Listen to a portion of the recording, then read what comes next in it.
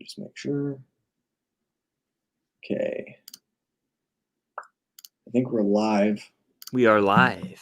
All right, we are live. Okay. What is going on, everybody? Welcome in to a live stream. It's been a while since we've done one of these. I am joined by Chris from FILMSTOCKED. How's it going, Chris? Going good. Thank you for having me on. I didn't get to do like a live stream. I usually do it on Wednesday on my channel. And the NBA finals were on last night at 9 o'clock, game one. So I was like, let's take a week off. And I'm glad that I can do a live stream though, still, even though it's not on my channel. Still love doing these things, especially with you. We don't get to collab that much. So it's very, very cool. Dude, yeah, I'm super pumped. I'm happy that you were able to kind of like last minute do it. Yeah. Trevor and I are going to do a live stream next week. Very cool. Came up on his end, so we just, I wanted to go on with someone else. My voice is like shot. I've been literally, you're gonna have to excuse my voice today, everybody that's here, and Chris. I literally have been screaming for the past like 2 days because of the Yankees in the postseason, so it's been kind of wild. Luckily, they've won both games, so yeah, I wanted to. Wow, see. I wanted to take some time as we start off. I want to talk about the big news, Electro coming into the MCU before we kind of get into the horror hype and everything. And I'll kind of put this out on Twitter as well. I put it up on Instagram. So, but I wanted to talk about Electro. I want to hear your thoughts, Chris, on this situation. Like, what do you think about it, and how surprised were you about this news? Yeah, so my friend texted me, Andy, who was on the channel when I started it, and he was like, Jamie Foxx back as Electro in Spider-Man 3. I was like, you're kidding, right? Like, I was like, no way. And then it turns out that it's true, like, and he's coming back. And I don't know if he's reprising the same exact, like, take on the character as he was in The Amazing Spider-Man 2. But either way, it's weird to me. I think that I've seen a lot of people speculating that it's going to set up a live action Spider-Verse, or a multiverse in the MCU / Sony. And that sounds really cool to me. If they do that, I would like to see all the Spider-Men back though, too. I know that everyone's talking about how J. Jonah Jameson is already there. Michael Keaton's Vulture is popping up in Morbius. So it's definitely a possibility. I would honestly prefer to see a fresh take on Electro so that he could get a second chance, because I didn't really love his take in The Amazing Spider-Man 2. So I don't know what they're going to do. What do you think? Yeah, I kind of was surprised. I saw on Twitter, because I follow a lot of news circuits and things like that. And I did not expect this announcement at all. It just kind of took me by surprise. I don't really know what to expect about this. Like, I don't know how to feel about it, because I'm not the biggest fan of Electro in Amazing Spider-Man 2. I think that he has a lot of problems, and I think that he's one of them. I just he was not particularly good in the movie, and I feel like there wasn't really a lot of substance there, nor did I ever feel threatened by his character. Are you still there, Chris? Sorry, my Wi-Fi froze for a second there. No, I was probably on like a really weird freeze frame for me for about 10 seconds. That happens every single time I go live, at least twice. Gotcha. Yeah, I'm going to get off with the Wi-Fi on my phone just to see if that helps. Sorry about that. No, you're good. You're good. Yeah, I just saw that you froze, and I was like, are you okay? Where are you? Yeah. So yeah, I don't really know what to expect. Like, I don't have really any high expectations. I mean, it's going to be kind of weird. I hope that he's not the main villain of the third movie, because I don't think that he's a character that I think brings in a lot of people. I don't really think a lot of people kind of care about Electro, to be completely honest. A lot of people don't really know anything about Electro. And here's the funny thing is, like, where do we draw a line? Because if you're saying, all right, we're going to bring Electro back, does this mean that there's a chance? Now, I'm not saying that this is going to happen. Is there a chance that they bring Andrew Garfield and Tobey Maguire in to make an appearance? I think there is a chance. I know that Raimi is directing Doctor Strange 2, and ever since that got announced, people have been speculating that Maguire's Spider-Man is going to make an appearance. He actually is in. He's like spray painted on the wall in the Morbius trailer. I don't know if you knew that or not. I have seen that. Yep. That's crazy. kind of hints at the existence of that Spider-Man in said universe. I want to say, at least. So who knows how the heck they're going to do it? I think that, I do like Andrew Garfield's Spider-Man. I just think the movies are bad. I like his portrayal, though. Nothing against him. I think he's the best actor of the three by far. Yeah. I agree with that. I still love Toby. I've always been a Toby person. I like him too. Yeah. Maguire. Tom Holland is really good. It's just going to be weird, man, because the thing is it's like, I think what's going to happen is I think that they're trying to set this up from the Doctor Strange in the Multiverse of Madness. I think that this is going to set everything up.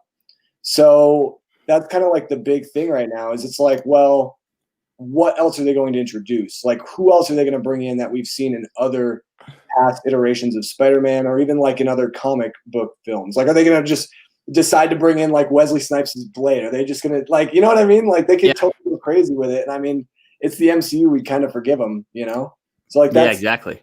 That's always what would be the coolest cameo is Chris Evans' Human Torch. That would my be goodness, insane, dude. I think people would kind of lose their mind, and I think people would also be kind of confused. Yeah.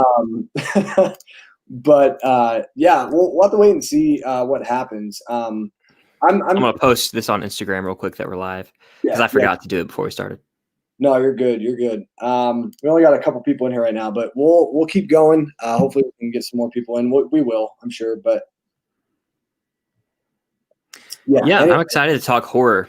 Dude, I know, me too. I also wanted to start like talking about maybe some things that we're gonna watch, maybe for the first time, or things that kind of things that are on like our 31 day. Like, I don't know if you do 31 days of horror, but I do. I watch a horror movie every day. In October, you do? At least I try to. Yeah. Sometimes it's like sometimes I do 2 in 1 if I can't watch one day. Yeah. But yeah, so tonight I'm planning on watching Poltergeist. Never seen it. I haven't seen that one either. It's on Netflix, I think. Really? Okay. Like the 82? 82 is that when it came out? 82 Poltergeist. So like I'm looking forward to that. I think that'll be a good movie. I've heard a lot of great things about it. And it's kind of funny, like I just saw Chris Stuckman's like video that he did, like that he did a review for it. And it was like literally before he even came out with that review that I was like, I gotta watch Poltergeist. So I want to watch that. Another movie I really want to watch is Babadook. I've not seen that. Okay, yeah. I haven't seen that one either. Nate was telling me that movie's fantastic, so I definitely have to watch it. It's like a dreadful movie. It's like a very depressing, scary movie or something like that. That's what I've heard. A lot of interesting things. And I also have some really cool videos planned. Like I'm going to be watching all of the Ring films, all of the ones from Japan. The Ring? Oh, wow. Yeah. And then I don't know if you saw it. Have you seen my Twilight movie marathon video? Not yet. So I'm going to do another one of those, and it's going to be on the Paranormal Activity franchise. Yeah. Did you I'll watch the video eventually. I just haven't yet. Did you watch them like back to back to back? Yeah. Yep. All one day. How many hours was that of Twilight? It was like 12 hours, I think. It's usually I think it's like 10 or 11, but I had to like go to Walmart to go get some stuff or something. And it was really interesting, dude. It was honestly like one of the most interesting things I've ever done for YouTube. So let me ask you this. Yeah. Was it more difficult to do the 24-hour movie marathon or to do the 12 hours of Twilight? Probably still a 24-hour movie marathon. The thing about it was very hard to watch those movies, but here's the thing. Here's the funny thing, Chris. I actually like the last movie. I actually want to buy it on Blu-ray. Like, I'm not even kidding. Okay. I'm probably going to buy it on Blu-ray. All right. I like it. The rest of the franchise is terrible, but truthfully, I've only seen what is it? I've only seen the first one, New Moon, and Eclipse, and I watched those at a young age in like 5th grade. I wanted to watch them for some reason, and I actually kind of enjoyed them. All right, and then Eclipse is pretty good. I remember enjoying Eclipse. It's got like some cool action in it. I want to say I don't remember much about it, but then the Breaking Dawns I've never seen, but I've seen like scenes. Like I know the gist of it. Pretty much it is like a YouTube channel and they have a commentary track, and like my girlfriend always like listens to them, and so she'll watch those movies with the commentary track. They kind of poke fun at it, and that makes it pretty enjoyable too. but the Blu-ray is only $18 for all 5 at Best Buy right now. Yeah. Yeah. I don't know if I want all 5 though. That's the thing. Like I hate the other movies. Yeah. But like Eclipse, I could watch again.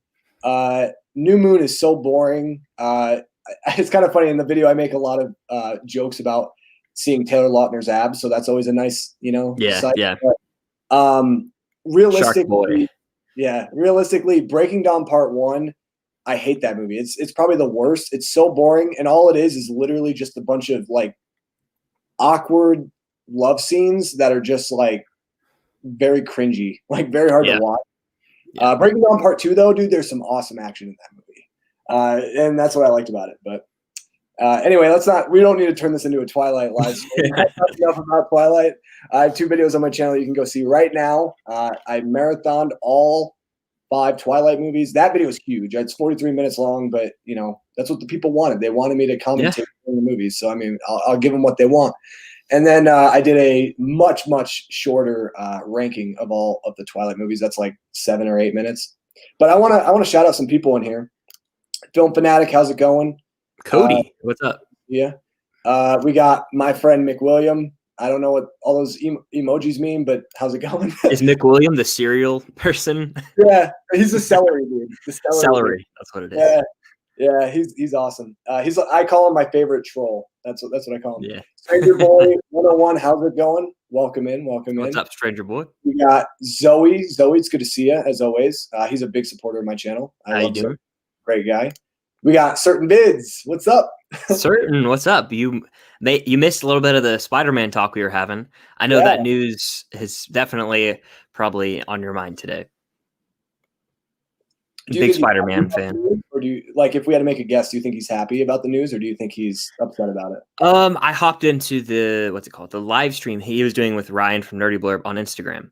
If you're still in here, Certain, hello, by the way. But I didn't catch I think Ryan was talking for the majority of the time when I was in there.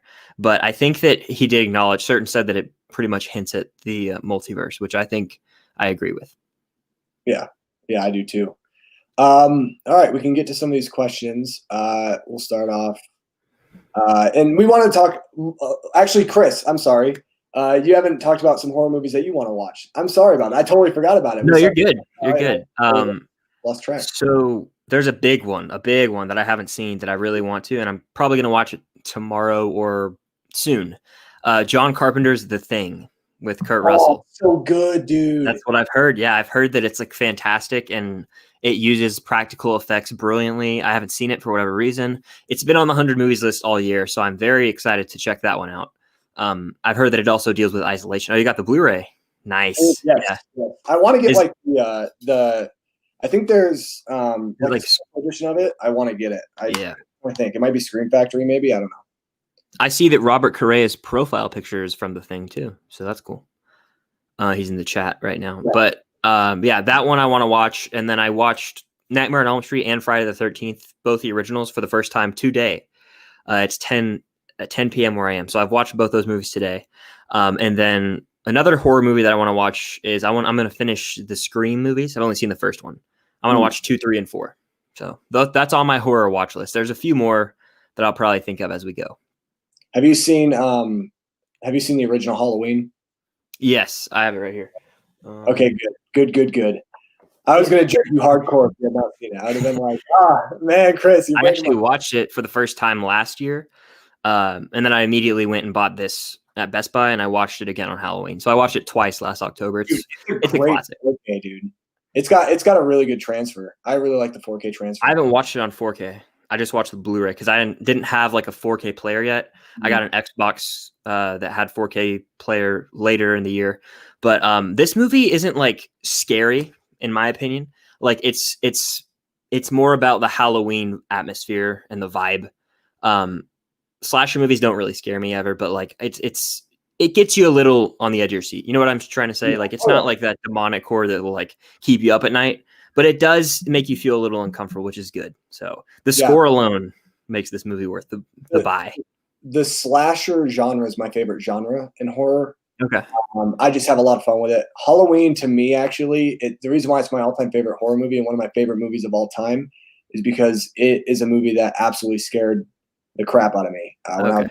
Like honestly, like, and I had seen a bunch of horror movies. Like I grew up on horror, right? Like I watched The Exorcist when I was super young. I watched like a bunch of these other movies that, you know, were deemed scary, but nothing really scared me other than like Halloween, because just that aspect of like, there's no rhyme or reason why he just decided to do what he did. He killed his sister because, you know, he just was pure evil. And there's one line that I love in Halloween. We won't make this a Halloween themes, like a Halloween theme stream, because I could talk about Halloween all night. There's one line in the movie that Loomis says that to me is like one of the most powerful lines, like in any film. And what he says is, he goes, I've been watching him for the past 10 years, looking at the wall, but not looking at the wall, looking through the wall to this night. Like, it's amazing. Like dude, it just like gives me chills every single time. And honestly, like the performance, like the characters, I should say, the characters are really, really well, like really, really well written. Laurie Strode is phenomenal in the movie. I think it's probably my favorite performance by Jamie Lee Curtis. I just love Halloween. And my favorite sequel to Halloween actually is Halloween 4, which is kind of a movie that a lot of people don't talk about, but I really like it. I've only seen this sequel. Do you like this movie or not? I know it's like kind of a controversial movie, the 2018 Halloween. Dude, I really do enjoy it. Here's the thing. I was hyped for it, like, because I love Halloween. It's like my favorite horror franchise, like, ever. You know, I just love the character of Michael Myers, and I was like, the trailers, dude, the bathroom scene and the trailer of the bathroom scene, dude. Oh, yeah. I was like, oh, this is what I've been wanting. Because especially after like the crap Rob Zombie Halloweens, I was like, all right, I need something. So they're white trash garbage, like most of Rob Zombie's films, pretty much. But and it's funny because I own them on Blu-ray, but I only own them because they're Michael Myers and it's Halloween. Mm-hmm. But anyway, I watched it at the theater. And I really liked it, and then the more I watch it, the less I like it.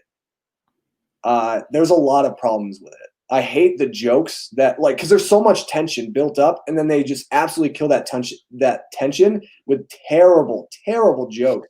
They're just not funny. Like, oh, I got peanut butter on my penis, things like that. Like, I'm like, dude, why? And you could tell that, like, and I love Danny McBride, but you could tell that they only really brought him on as a writer to try to make the movie more light and make it more like comically, I don't know, relevant, or like, you know, to put the jokes in there, and it's just it's so awful. And then like some of the things that they do too, I don't really like that much. But I do like the movie. I mean, it's one that I can pop in. It's not a terrible like dumpster fire Halloween film like some of them. Some of them really are just bad. I've only seen these two, so I haven't explored any of like the sequels, because I heard that they got retconned almost by the new Halloween. Yeah, because originally Laurie was his sister. Really? Like in the sequels, like 2, 3, 4? Oh, you didn't know that? I feel bad now spoiling that. No, yeah, you're fine. I think I may have. I honestly just never thought about it. In Halloween 2, they make it a point to tell everybody that Laurie is his sister, but like it's literally like something that they say, and then it's like thrown away pretty much. Okay, yeah. It's not really. It's just kind of really stupid too, because then it gives Michael a purpose, which is like the complete opposite of what the whole first movie was about. Mm. You know? Yeah. But yeah. Anyway, we want to take your guys' live questions. We can talk about pretty much anything. We can talk about horror. If you guys don't want to talk about horror, that's fine. We can talk about whatever. And we'll kind of go through your guys' questions here. I love this comment first off. I want the Doughboy Tobey Maguire to play Spider-Man. I mean, if they did that, it would be like the Peter Parker in Into the Spider-Verse. The one who like eats pizza and you know has kind of like that big belly that can't really fit the suit anymore. But I don't want that. Like if they decide to bring Tobey Maguire back, like, and it's a surprise, like imagine it's a surprise. They haven't told anybody that Tobey Maguire and Andrew Garfield are coming back, and these two have been bulking up just for like 5-minute cameos. Like that would be insane. What would Crazy. you think, Chris? Like I'm not like a diehard Spider-Man fan, but I do enjoy Spider-Man, and I think that would be pretty awesome. Like I think that would just be sweet, like seeing them all. If it was done like a, I'm trying to compare it to something. It's almost like if they popped through, like if they were going through like different portals or something, kind of like that scene in Doctor Strange where he's going, you know what I'm talking about, early on when he goes astral, something like that, almost. And then they're like on screen for like a few seconds at a time. If it was something like that, that would be cool. But imagine if they like actually were like stars in the movie and they like saved it for the third act. Oh my gosh. And then they announce oh my dude, I'm getting so like excited right now. Imagine they like announce right after the movie that Sam Raimi's Spider-Man 4 is coming or something. Like, yeah. Dude, it's not gonna happen, but like I would lose my mind. I'm not gonna lie, like that would be my most anticipated movie of probably like ever. And that would be crazy, yeah. Like, that would be insane. Yeah. Here's a good question. Favorite horror villain? Mine is Chucky. That's a good choice. Mine is Michael Myers. Michael Myers. I love Michael. What about you, Chris? I would say Michael Myers, but I think that I'm gonna say Jigsaw from the Saw movies. Yeah, like I think Jaron from Jaron Talks Movies put out a ranking of like the horror villains, the horror icons. I was watching his video and I commented Michael Myers is like the GOAT, because I think that he is like, and now that I've seen Nightmare on Elm Street and Friday the 13th, I think Michael Myers is my favorite from those for sure. But like Jigsaw is so smart, at least in the first the first 3 Saw movies. After that, like I watched all of them recently, like 4, 5, 6, and 7 does so much retconning. It's actually ridiculous and becomes so far-fetched that I'm not even going to think of those really when I watch. I'm just going to watch the first Saw and maybe 2 and 3, but the first Saw is a really great movie. That was a little bit of off topic there, but I love that Saw, the first Saw. I've seen it 3 times now. I used to love the Saw franchise when I was younger, maybe because it was like so gory and I was like, I'm like one of the coolest kids in my class because I can watch all this gore and stuff. Yeah. You know? Yeah. I was like in like 6th grade, and my parents were just like, "Yeah, I don't care. Watch whatever you want." I just like to watch with my friend. Like, I was like that cool kid for like literally, I don't know, 5 minutes. I want to hold on. All right, there we go. I like this view better. Yeah. Like the cool kids. I was like the cool kid for like, a couple of days because all my friends would come over and we'd like binge watch all the Saw movies because I like owned all of them on DVD. Like I remember. Yeah. I would actually say an honorable mention for me. I know a lot of people love Pinhead. I do love Pinhead, but like I haven't seen those movies. Is that Hellraiser? Yeah, it's Hellraiser, but he's not really in them that much. That's the thing. He's just kind of like the icon of it. My honorable mention is probably Pennywise. It's a good choice. I really, really like Pennywise. I think he'd probably be like my number, I don't know if I'd make him my number 2, but he's one that I really like a lot, especially in that first It movie. It Chapter 2, I think. I'm not a fan of that one. I'm the same way. I own the steelbook because it's a cool steelbook. But yeah, it is a cool steelbook. Bill Hader is the best part of that movie, in my opinion. His Jabba the Hutt impression is the best part of that movie. Oh. That's a great moment in that movie. But like that's almost 3 hours long for no reason at all. Yeah, dude, I know exactly. It's literally like I remember watching that movie in the theater. I know we're getting like off topic, but like I remember watching that movie in the theater. I was sitting next to a couple. And it's kind of funny because like the girlfriend, like you could tell she did not like horror movies at all. She was like freaking out the entire time. And it's kind of funny because like the movie's not even scary. And not at all. She never got scared, which is hilarious because she kept like jumping on every single trailer for the movie. Especially the one that Antlers won, the one that hasn't come out because of COVID. Yeah. She jumped on that trailer. But the funny thing is, watching that movie, I remember literally getting maybe like 2 hours in, and I was like, okay, is this movie ever going to end? I was like, can we just wrap this thing up? Like, this is taking forever. It really did. And I'm getting on a little bit of a tangent here, but I can't stand how like for about an hour of that movie, everyone split up and it's like an individual, like, and then they end up getting a confrontation with Pennywise. You know what I'm talking about? Like they all split up for some reason, and that the movie just dragged so bad. And the CGI was atrocious there. Like it took me out of the movie immediately. CGI's not scary. It's not. Were they at the buffet or something? And like there was these CGI things on the table. I was like, the little baby things. Yeah. Yes. Yeah. Stupid. Which is weird because like the thing that worked in the first movie was like number one, the chemistry of all the kids.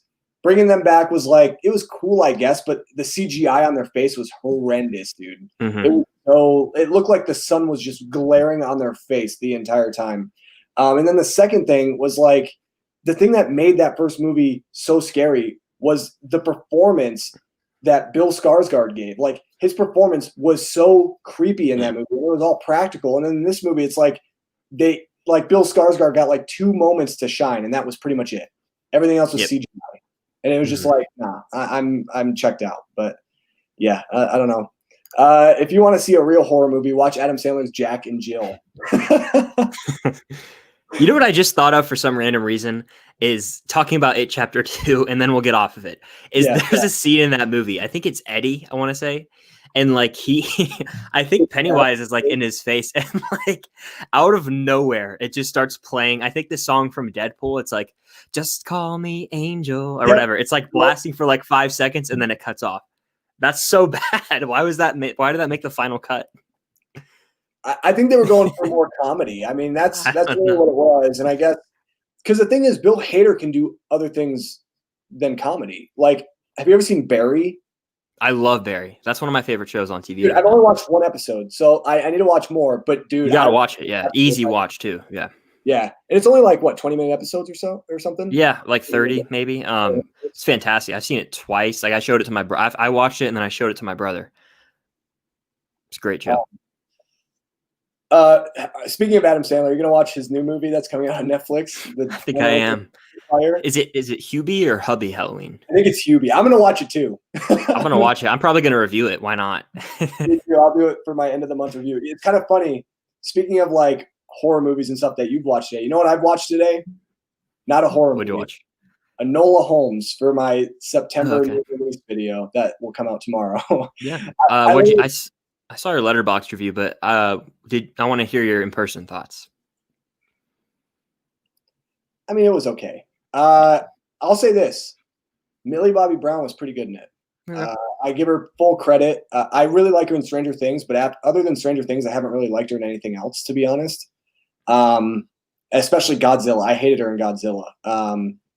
I liked her in this. I thought she was really good. I think she carries the movie. I think Henry Cavill as Sherlock Holmes is really good as well. It's just kind of like one of those movies that like you could put on and be like, that was okay. Would I ever watch it again? No. But like, you know, it was a mind-numbing 2 hours. Yeah. There's a lot of movies like that nowadays. It's too the problem with the movie is it feels too much like Guy Ritchie's Sherlock Holmes movies. That's kind of what it felt like, but just like more family friendly in a way. That's really what I got out of it. It felt like too much of I've seen this before. Yeah, I like those Guy Ritchie movies, and I think we're getting a third one. But dude, if it's like a copycat of that, then yeah, there's probably not much to it. Like you said, I bet it's like I might as well just go watch those 2 movies. Yeah. And the reason why I watched it was because I was like, okay, I'm putting out this video and it's supposed to be like new releases that I've seen, and I've only seen Peninsula, so I was like, all right, I gotta watch another one. And I was like, I'll just try Enola Holmes. So yeah. Let's see. Favorite animated Halloween movie for me, it's Monster House. That's probably like the only one I've seen. I don't know of any other animated horror movies. I don't know. What about you? I think that the only one that comes to mind is and you could debate whether it's Christmas or Halloween, Nightmare Before Christmas. I've seen it once last year I watched a lot of like these Halloween movies for the first time last year, but it's like you can watch it on Halloween or Christmas in my opinion, but I don't know which one. If it had to pick one, I don't know which, but yeah, I'd go with that. It's not one of my favorites by any means. I know Tim Burton didn't direct it, but his like presence is there. I think he was just a producer or something like that. Maybe he co-wrote. Yeah. But you can still feel it. And I'm not a crazy big Tim Burton fan. So it was fine. It's cool that you mentioned that, because that is a very common misconception. I've heard so many times. Tim Burton, my favorite movie by him is the one that the Nightmare Before Christmas, because was it Henry Selick that directed it, I think? Henry Selick, yeah. Selick, yeah. Yep. I do love the score in that movie though. Amazing score. I love Danny Elfman. I'll just say that up front. You know what? He's a really good composer. Danny Elfman, I think the question that comes to mind when I think of Danny Elfman is Batman theme or Spider-Man theme. Which one do you think do you like more? Spider-Man. I think I just grew up on the Spider-Man theme, to be honest. Yeah, it's Spider-Man for me too. Yeah, Spider-Man. I just really like the Spider-Man theme. It's something different. Like Batman, it's kind of got that gothic style a little bit more. Yeah. You know, I mean, it's Tim Burton, but Yeah, I definitely would say Spider-Man. Yeah. I'm trying to think of other animated For that movie though, Nightmare Before Christmas. I'm gonna give it another shot this year. I think. Like I enjoy the vibe of it. I don't know if that makes sense. Like I enjoy like when I'm watching it, it's like okay, this is kind of not straight up horror, but it's like more of a kid friendly horror kind of thing that gets me in the mood for the season. So like that is why I would watch it, not because I love the movie, but just because like okay, this is something relaxing that I can watch, kind of spooky, kind of. I said kind of like 30 times there, but you know what I mean. Yeah, I love Nightmare Before Christmas. It's one of my like favorite animated movies. It's not like one of my favorite movies of all time, but it's definitely up there. I guess another horror animated movie that I have to think of is like Corpse Bride. Mhm. I wouldn't even really say it's horror, really, but I do like that movie quite a bit. Coraline is scary, by the way. Coraline, That movie's freaky. yeah, it is. On my second channel, I'm going to be doing like a 40-minute video on the history of HBO. That's pretty cool. Sounds pretty cool, man. I'll have to check that out, William. I haven't watched Twilight movies, and for Nick's reaction video as a substitute, I did, however, watch Die Hard last night on my third today. That's awesome. So Zoe, he gets on me because I haven't watched Die Hard yet. Really? Nope. I'm gonna watch it man. probably this Christmas, but haven't. I think you'll love it probably if I just had to guess. I watched it like for the first time I think 3 or 4 years ago, but this past like December I watched it 2 or 3 nights in a row. It's so good. Dang. You should do a double feature of the original Last House on the Left and I think, Robert, you mentioned this to me before. Those movies are really hard to watch. I've seen I Spit on Your Grave, I think. I don't think I've seen the OG Last House on the Left, but I've seen the remake. There are those the revenge type of movies where like they deal with like rape and then that person gets I hate that. Dude, I can't deal with rape in anything. It's also like one of my big pet peeves of movies. And I'm actually happy that a lot of movies now don't really deal with that subject. It's like very light, you know. I can't see it. You know, it really bugs me. It gets under my skin. That's why I'll never watch. What movie is it? A Clockwork Orange, I think, has stuff like that in it. Maybe I don't. And like Kubrick's a great director, but I can't watch that movie. Yeah. Have you seen it? I've never seen A Clockwork Orange. I've seen scenes of it. And I'm kind of the same way. I'm like, I don't know if I ever really want to watch it, you know? Yeah. Let's see. Max Talks Movies. How's it going, man? Good Max, what's up, man? Yeah, you can open it. Sorry, my wife just had a question for me. What's up, boy? I won't be able to stick around for long, but what's the biggest Blu-ray set you have? Mine is the 24 film James Bond set I got last month. Chris, you can go first on this one. I'll go get the Big Daddy. I'm gonna look behind me real quick then. Okay.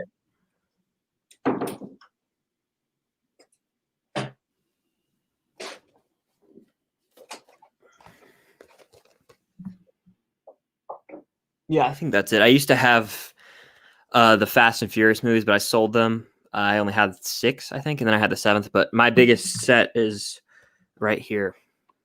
Harry Potter 8 film collection. Can't really go wrong with that. Yeah, I don't even have that. I want to get the 4K set. Okay. I actually like the cover art for this way better than the 4K one. It's like this is the classic shot from Sorcerer's Stone, but you know what? I didn't watch these movies for the first time until 2018, but like I've seen them a lot now. Like I love the franchise. It's just not one that I grew up with. I get that. Yeah. You ready for mine? I am. All right. You might be jealous of this one. I don't know. We'll see. Oh, I was going to ask about Game of Thrones a second ago. Complete set. It's awesome. My mom, it's funny. Like I don't ever know what to ask for Christmas. And my mom was like, "What do you want for Christmas?" I'm like, "Well, this Game of Thrones set, because Game of Thrones is my favorite TV show." And it's funny, they tried watching it, but my mom didn't like it. I just don't understand it. I don't understand what's going on. There's so much happening, and I'm like, "What?" It's a great TV show. Yeah, it's my favorite as well. So this thing is beautiful, man. I love this set so much. It is like the best thing I own. It's so cool. And it's like actual, like, I mean, it's flexi wood, but it's pretty sweet, man. So it's this, and then it's going to be that Friday the 13th set that I'm getting. from Screen Factory, which comes in like less than 2 weeks. So I'm pretty pumped about that. Yeah, that should be awesome. You should do like an unboxing of that. I am doing an unboxing. Okay, cool. It comes with a couple posters and stuff too. So it's gonna be a lot of fun. But yes, this set is it's huge. I don't have any space to put it like on my actual bookshelf, but like I literally put it like in the closet right now because I don't have anywhere to actually put this thing, because this thing's heavy, dude. It weighs like at least 8 to 9 pounds. It's heavy. Wow. But do you have the Lord of the Rings extended edition set? I do not. I have just the theatrical editions, just in that Blu-ray Amaray case. I have that set too. I don't have the extended edition. I want to get them. I definitely want to get them. I really want to get. It's funny because I love Star Wars so much, even though they're all on Disney Plus. Like, and I have one set already. I really want that Rise. I want that Skywalker saga set. Yeah, I know what you're talking about. I have it's the original release of like the 1 through 6, and then I have Force Awakens and Last Jedi. I literally, like, I'm a huge Star Wars fan. Like, the first Star Wars is my favorite movie of all time. I have like the posters there, and I can't bring myself to buy The Rise of Skywalker. I cannot do it. I despise that movie. I know that we've kind of talked about that before, but I can't do it. I mean, I own it on Steelbook just because it's Star Wars, but yeah, I have the set, but it's the Darth Vader one instead of the front. So I don't know. I bought that when I was like, I had like no money, so I was like, oh, I just gotta buy like this kind of cheapo set. Certain Vid said, by the way, he is still here from earlier. Hey, Need, what's going on? Need Gore, cool guy. How's it going, man? He loves horror. Need is a guy who really likes horror, so awesome. I'm sure he's watching it. He might even it's kind of funny. One time he was here and he was literally like communicating on the chat the entire time during a live stream. But he was doing his own live stream. It's like,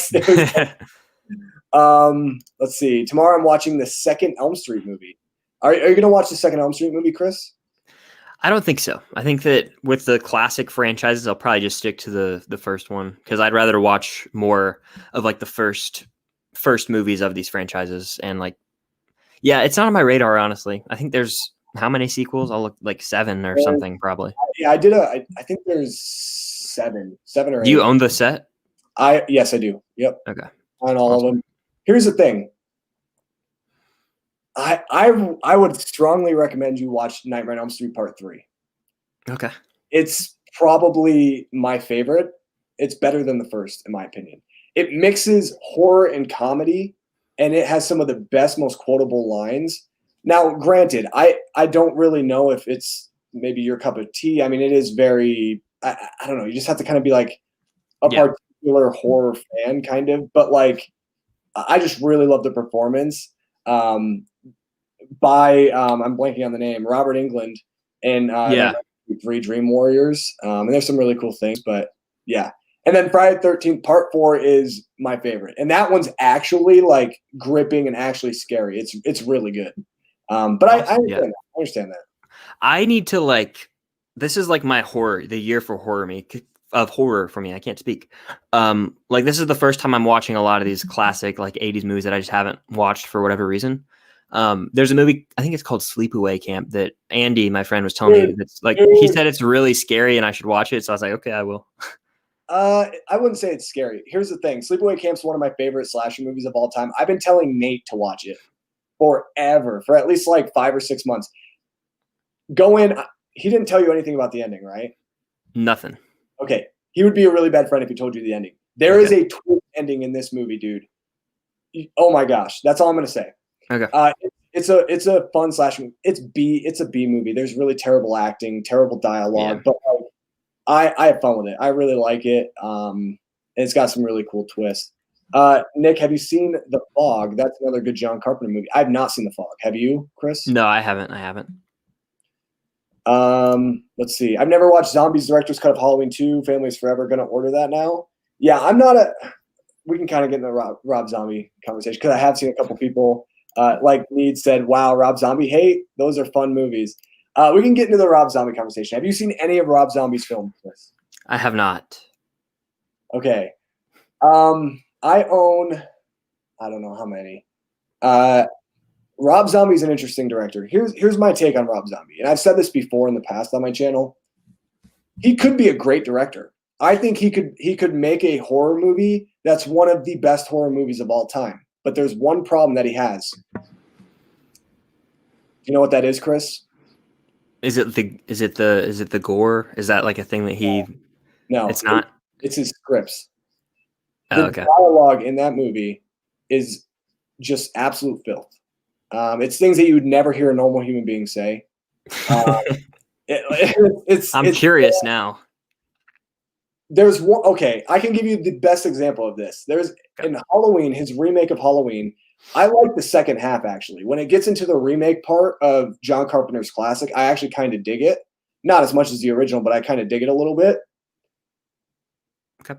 The first half of the movie, it's like, or I guess maybe like the first third of the movie, it's basically telling Michael's backstory. And he basically grew up in this home that's like really broken. There's like it's like trailer trash. And I grew up in a small town. So like I knew people who lived in trailers. I knew people kind of that Rob Zombie loves to show on screen. Like I know people kind of like that. And yeah, some of them have, very open mouths about different things and they kind of spew out garbage, but nothing to the extent of what he does in his films. It's some of the most ridiculously over the top stuff you'll ever hear. And it completely takes you out of the movie. The excessive gore is not like a huge deal. I mean, it can be, but I think it's just his scripts, man. If he literally had someone write his script, and if he just focused on directing, because he's a great like director aesthetically. Like I think he can create a really good atmosphere. The guy can make one of the best horror films maybe of all time. But the problem is he gets in his own way because not only does he have terrible dialogue throughout the entire runtime of his films, but he cast his wife as the lead role. And I'm sorry, but his wife is a horrible actor. She's horrible, dude. Every role that she is in, it's like you take even like a very simple role, something where it's like not her talking that much. She will find a way to ruin that movie with her performance. Every single time. It's crazy to me, dude. It's crazy. Yeah, I don't know. I don't know if I would say that you're missing out on watching a Rob Zombie film, but like maybe you'll have to just sit down and try to watch a Rob Zombie film sometime, Chris. Just I may try. Maybe it'd be the remake if I did. That's what it would be probably. It's very different from the original, that's for sure. There's a lot more of everything, but it's just I don't know. I just can't get on his train. Halloween 1978 sort of started that final girl genre. Yeah, I mean, I'd agree to that. Is that where there's like one girl standing to kill the? Yeah, I mean, Friday. I literally just watched 2 movies that did that today. That came out after it, so I have to agree. Black Christmas is another one because Black Christmas is like the original slasher. Have you ever seen the original Black Christmas? No, I haven't. Dude, I strongly recommend that, especially like Christmas time. It's like a really good Christmas horror movie. And it came out 4 years before Halloween.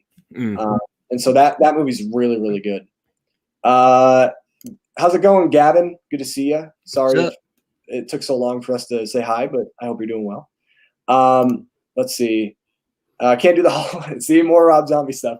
Can't do the holidays without a Rob Zombie movie marathon. I was waiting for Nick to go off about it. LOL. Like I won't go off about it. I just, I understand a lot of people like Rob Zombie in the horror community, and that's fine. I'm just not one of those people who is like, I love Rob Zombie. I worship at his feet. Like, I just think the guy he's a cool dude. Don't get me wrong. I love like listening to him in interviews and stuff. Like he's the type of guy, like I would love to just sit down and pick his brain. And he's such a big movie buff too. Like he loves all types of movies, but his biggest problem is I think he just gets in his own way with his script. Yeah.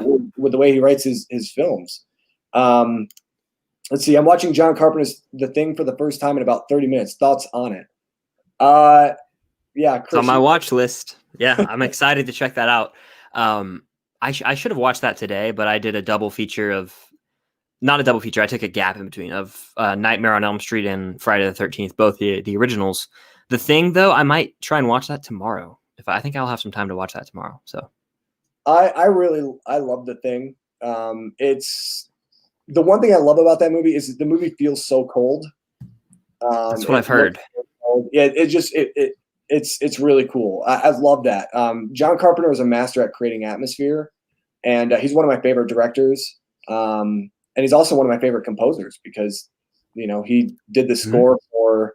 He actually composed the score for Halloween, the iconic score that I love. That's like one of my favorite scores. Even the new movie, it gives me chills. Yeah, it's phenomenal. Like that's one of those movies.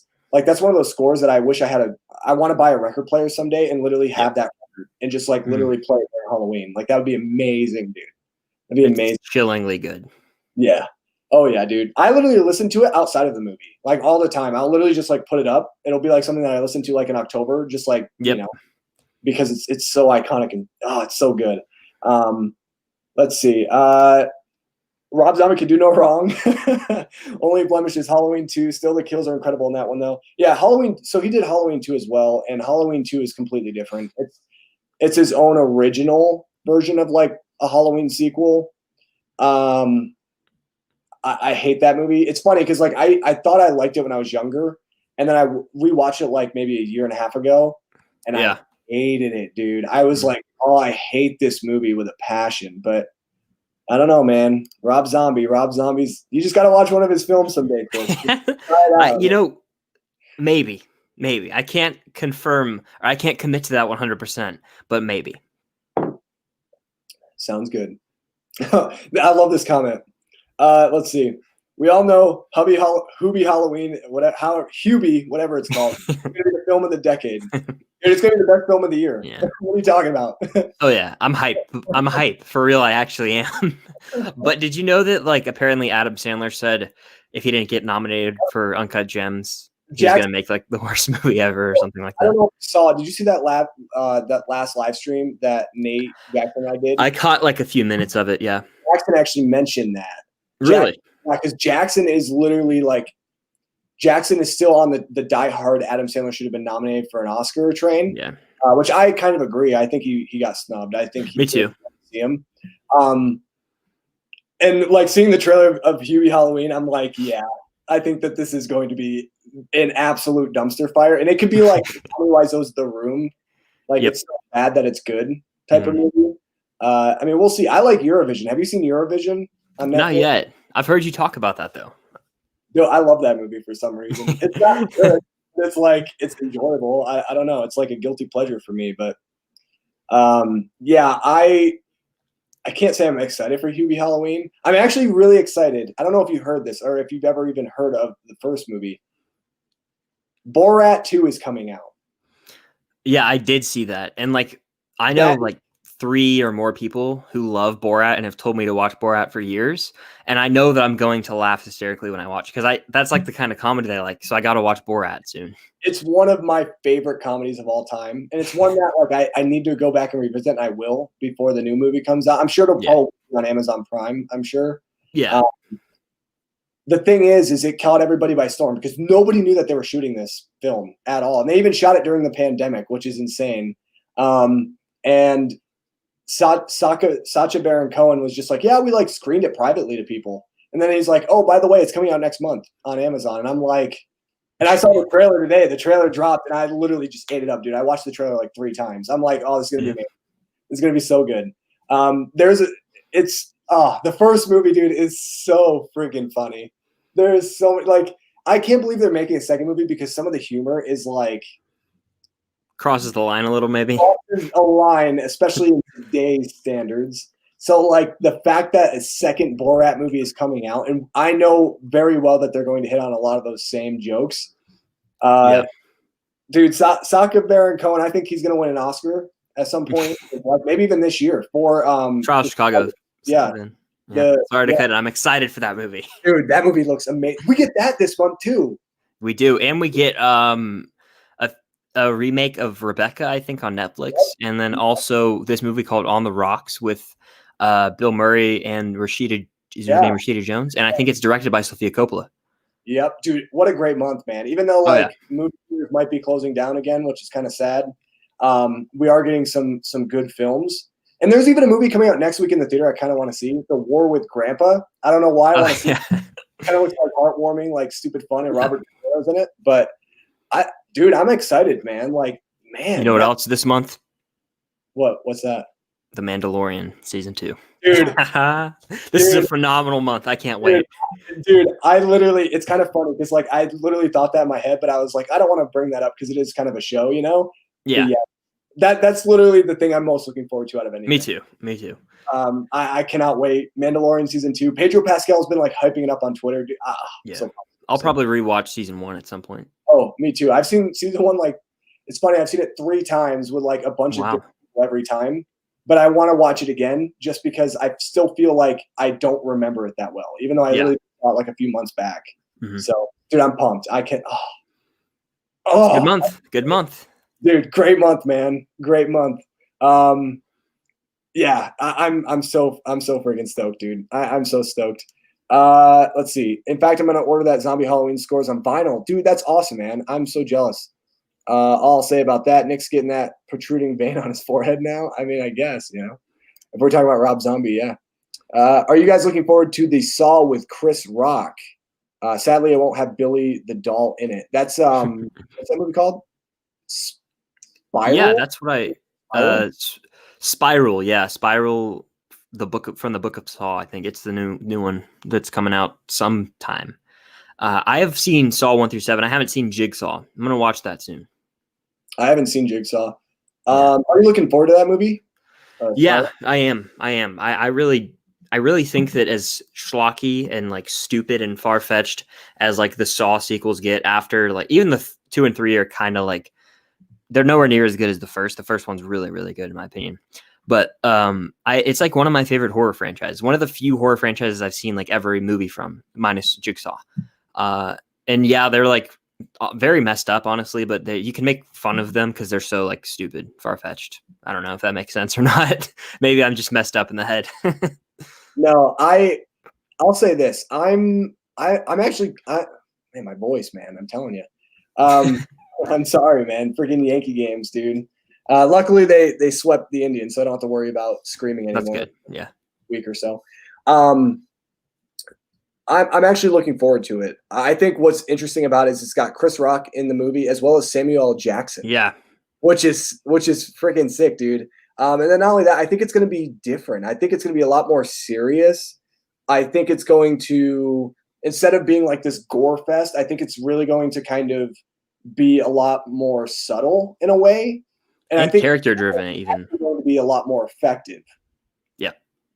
Sorry, what were you going to say, Chris? It could be character driven too, which is rare. Oh yeah.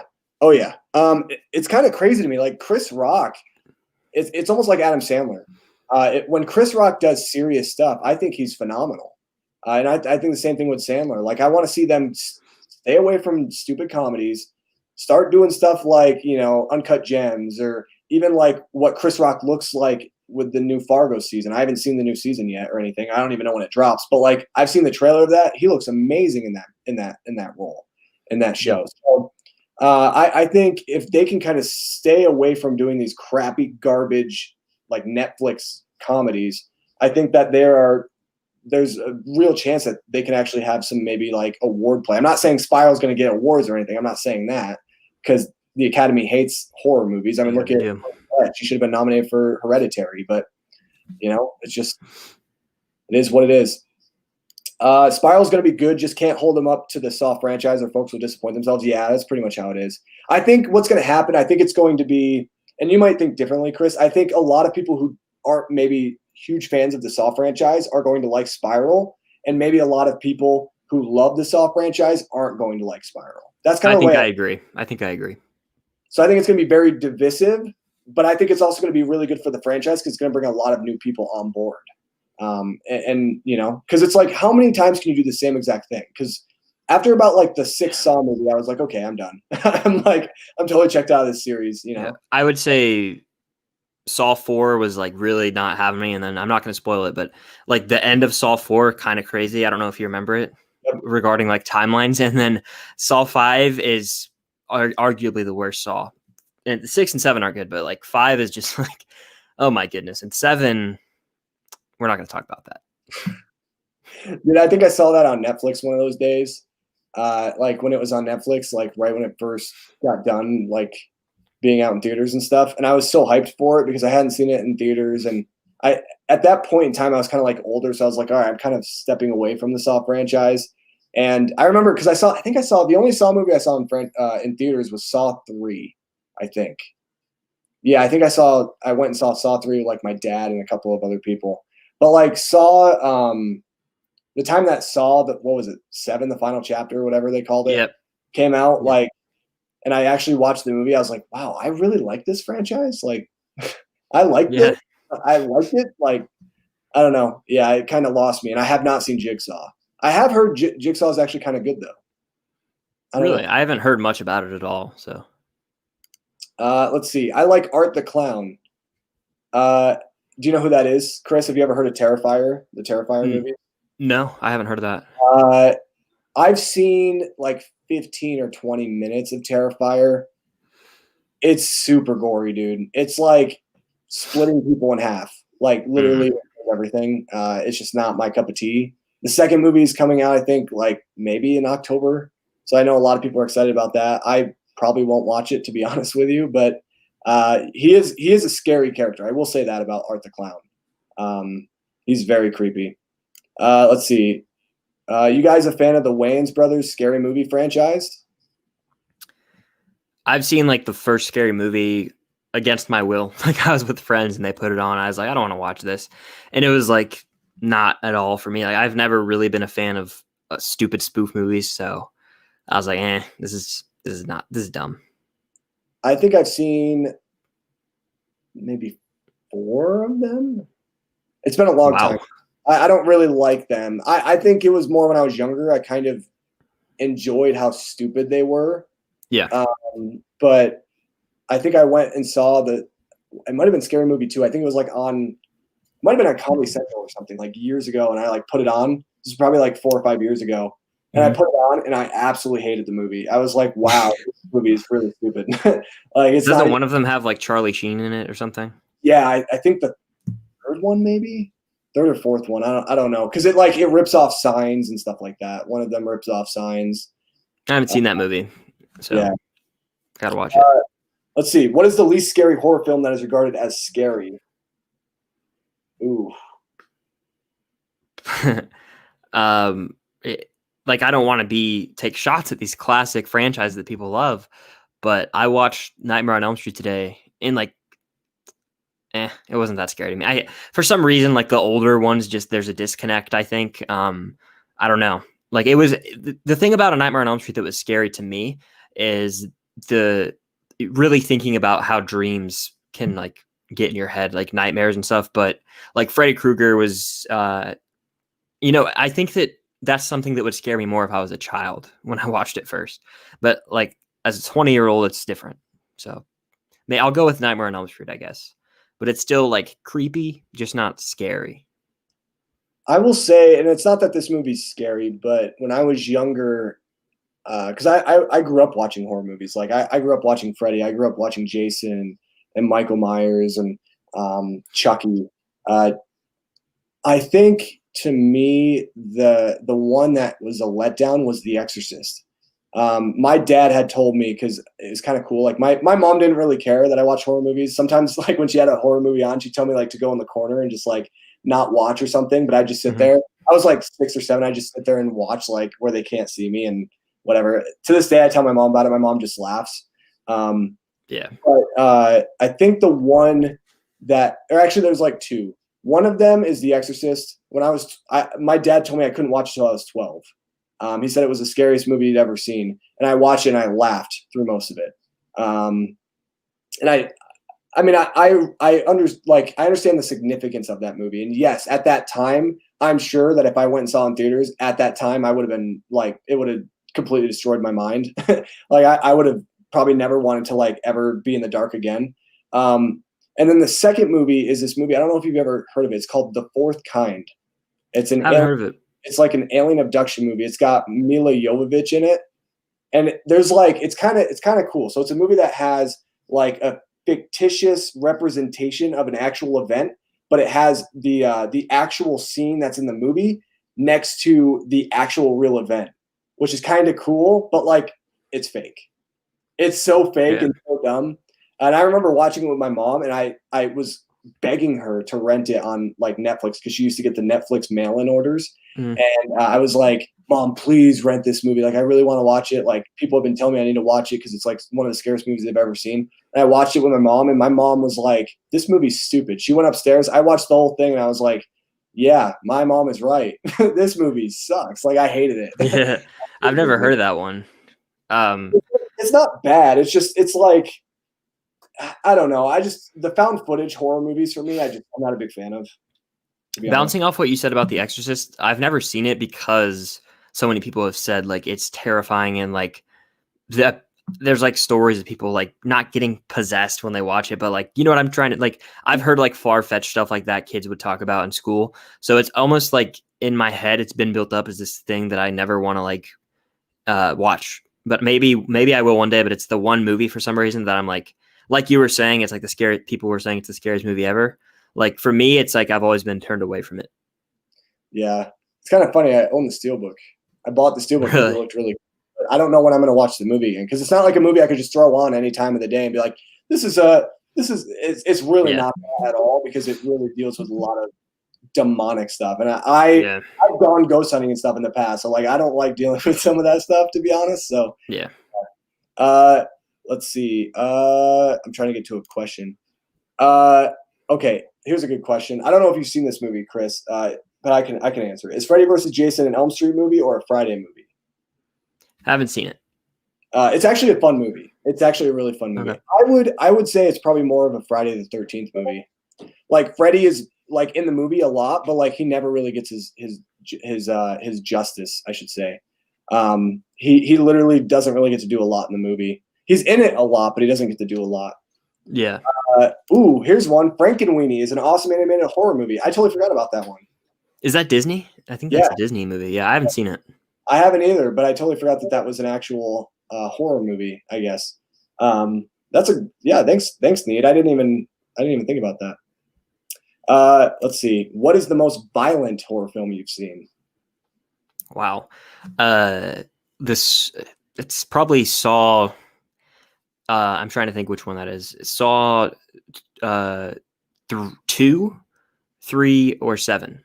There's one in 7 that like there's a certain thing that happens involving the lead singer of Linkin Park, rest in peace. And that was like, that was like gruesome to watch. I think I remember that. It involves a car chair. I'll say that. Oh yeah, yep. I remember that vaguely. I mean, I'd probably agree. I would also probably say any Rob Zombie movie, mostly the Halloween Rob Zombie movie. Are they like that bad? Like how like violent, dude? Like they can get really, really violent. Like in the first in his first movie, there's a scene where Michael is getting bullied or something at school, and I mean this kid's just the worst. It's the kid who played Judy Cortez in the freaking Spy Kids. Oh my goodness, yeah. Yeah. So he's like in the bathroom and he's saying all these horrible things. Now, Michael's mom, you have to understand, Michael's mom was like a stripper. Okay. So I mean, okay. That's Rob Zombie's wife in the movie. Like, here's another thing that I don't like about Rob Zombie real quick, guys. I will just kind of say, Rob Zombie loves showing his wife's butt on screen. Like, it's one of the things, it's like her butt and her feet. Like, he just is like, oh. That's weird. Dude, here's the thing. Like, if I was a director, which I want to be a filmmaker, right? My wife doesn't want to act, but say my wife wanted to act. There's no friggin' way that I'm showing anything of my wife because I'm so protective. You know what I mean? Yeah. Like I don't get that mindset of I just want to show that booty. Like there's a scene. I think it's in it might be in The Devil's Rejects. I think it's one of his other movies. It's either that or what's the other one? House of a Thousand Corpses, which is like his first horror. It's his first film. There's a scene. It might even be House of a Thousand Corpses, but they were dating at this time. There's a scene of her wearing these shorts that are, number one, super tight, super short, and also they have holes in the back of them, so you could see the butt, like you could see everything. I don't know. I don't get it. I don't know why you'd want to glorify your wife like that. Yeah. I don't really find her that attractive either, to be honest. Like, she's not a bad looking woman. It's just it's not my cup of tea, man. It feels very weird to me to watch a movie directed by a guy whose wife is like naked. It just Very feels strange. Very strange directorial choice. Yeah. so I would say probably like either his Halloween films, Saw, or even like I guess 15 Minutes of Terrifier that I watched. But I don't know. There's a lot to choose from. You could really kind of make a huge. I think the most gory, like arguably I watched the show The Boys on Amazon. I think that might be the goriest thing I've ever seen. Really? If you watch, yeah, like you wouldn't expect it, Wow. but yes, there's some very violent scenes in that show. Very. Dang, I would never guess that. I actually want to watch that show. I've never seen it. It's really good. I got on it recently, so you should watch it. Yeah, this is a sad truth, Stranger Boy. In the Elm Street remake, they made Freddie a child molester. Like in the original movie, it's kind of like hinted at, but yeah, in the remake, I don't like the fact that they like blatantly say, yeah, he's a child, he's a molester. Because like the thing is, when you say that, there's no way I could get behind Freddie. There's no way. You know what I mean? It's just like, of course I'm not going to root for him, and that's what I like about the original movies. Oh my gosh! All right, Nick, would you ever watch Cannibal Holocaust? No, I would not. We can move on. Yeah, I would never watch that either. Here's a good question: eBay or Amazon? This is a good one. I like this question. Chris, what do you think? eBay or Amazon? I bought Blu-rays off both, and I'd have to say Amazon because of the free 2-day shipping if you have Prime. And they have some really good deals right now. I've been on there a lot lately. They have some really good deals. So I'd say that. But eBay, if you want to find like those exclusive things that have been out of print, because I found a lot of out of print things on there for a good deal. Yeah, like the Friday the 13th set. If you guys want to get that Friday the 13th set, they're all sold out, but you can probably find them on eBay for an arm and a leg right now. But yeah, I would also say Amazon. I just think there's more reliability with Amazon as well. Yeah. Whereas like eBay, you can find really good buyers, and a lot of people are really good sellers. I'm not trying to, sell them short. And I've kind of just recently started buying stuff from eBay and stuff. I even want to start selling some stuff. Like I have some Blu-rays that I don't need. There's a Criterion I want to sell on eBay, which is The Big Chill. I don't like that movie. So yeah, so I thought you were going to say Barry Lyndon.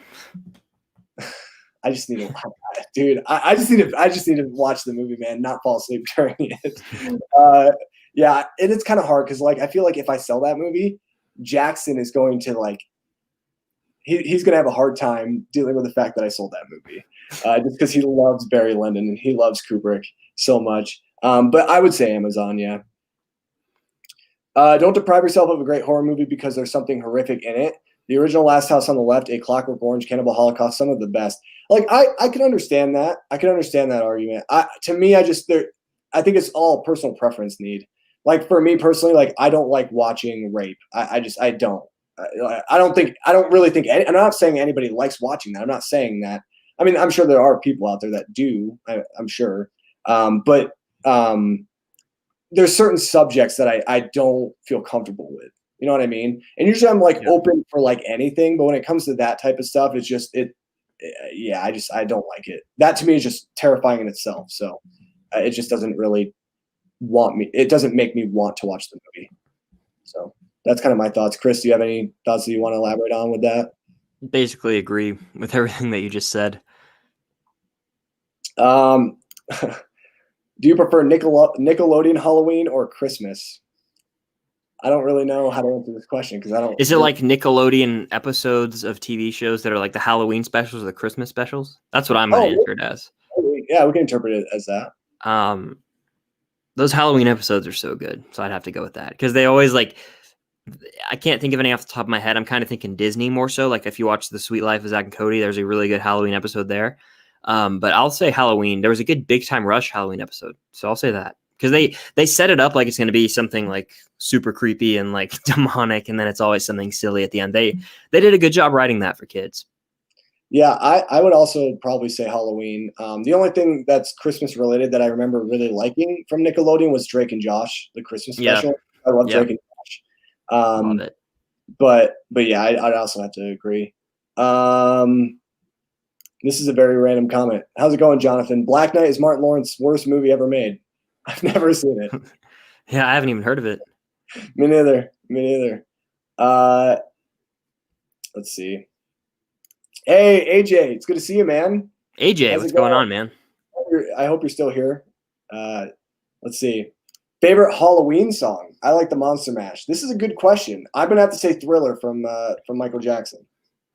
I'm gonna have to agree with Stranger Boy. Monster Mash is so classic, and it reminds me of like scenes from like the Karate Kid. And I don't even think it's played in that movie, but like scenes like that of like costume parties and stuff, and candy and trick or treating. It reminds me of all that stuff. Yeah. Numanoid, how's it going? Good to see you, man. What's up? Good to see you. Let's see. So I'm like trying to. Oh, here we go. We can't leave out two of the best sets of movie series during the season: Human Centipede and Hostel movies. Have you seen either of these franchises, Chris, or any of these movies? No, I haven't, but I've heard stories of Human Centipede. I've seen all three Human Centipede movies, unfortunately, because I'm an idiot. In Hostel, I've seen the first one and parts of the second movie. So how graphic are the Human Centipede movies? Oh, it's some of the worst things you could ever see. Like, it's so bad, like you will never unsee it. You will never unsee it. I'll never watch them then. It's like literally everything against humanity as possible. Tom Six is a really weird dude. He even did a movie. He did a movie that I'll just say women get pleasured by watching tragic things. That's messed up. That's messed up. I don't get it. I don't understand. I will never watch one of his films again. That is for sure. I don't know why I watched all three of them. Like, I don't know what was wrong with me. I think because I watched the first two, I was like, I got to see what the third one's all about. But it's just like literally the first movie's like 3 people in the Centipede. And then literally the second movie, it's like 10 people. And then third movie's just like, let's just get everybody. I don't know. I really hate talking about it, to be honest. It makes me feel disgusting. Like, I think I need to shower after this. I'm excited for Mandalorian season 2. Yes. We were just talking about it. We are both very excited about very pumped season 2. Let's kind of elaborate on that. I know that we've heard a lot of stuff about what's going to be in it, which is kind of unfortunate because I kind of wish that they would kind of keep it under wraps. But what are you most looking forward to in this season? Or like, what is your expectation, I guess? Yeah, I think that it's going to be more of like one like streamlined storyline this time around, because in season 1 it was like the missions all over the place, which I was a fan of. I was a fan of that.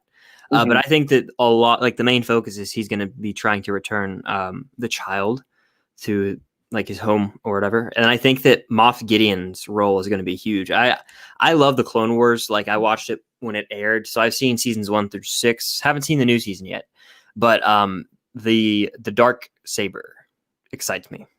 Dude, That's all I'll say. I couldn't believe that was in the final episode. Yeah. Like, that was incredible to me. I'm very much looking forward to seeing certain rumors that we've heard and how they're gonna play into this season. I don't want to say it's kind of like,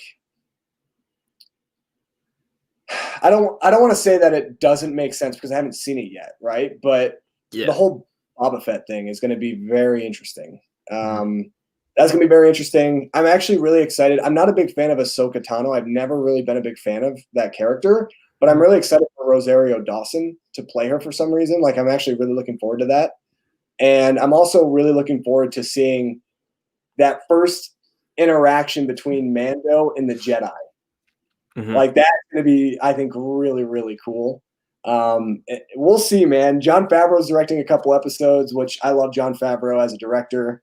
I think that Peyton Reed and Robert Rodriguez are directing episodes. Yeah, Robert Rodriguez would be perfect. I've been saying that for the longest time. Like, he would be perfect in the Star Wars universe if you like let him play around a little bit.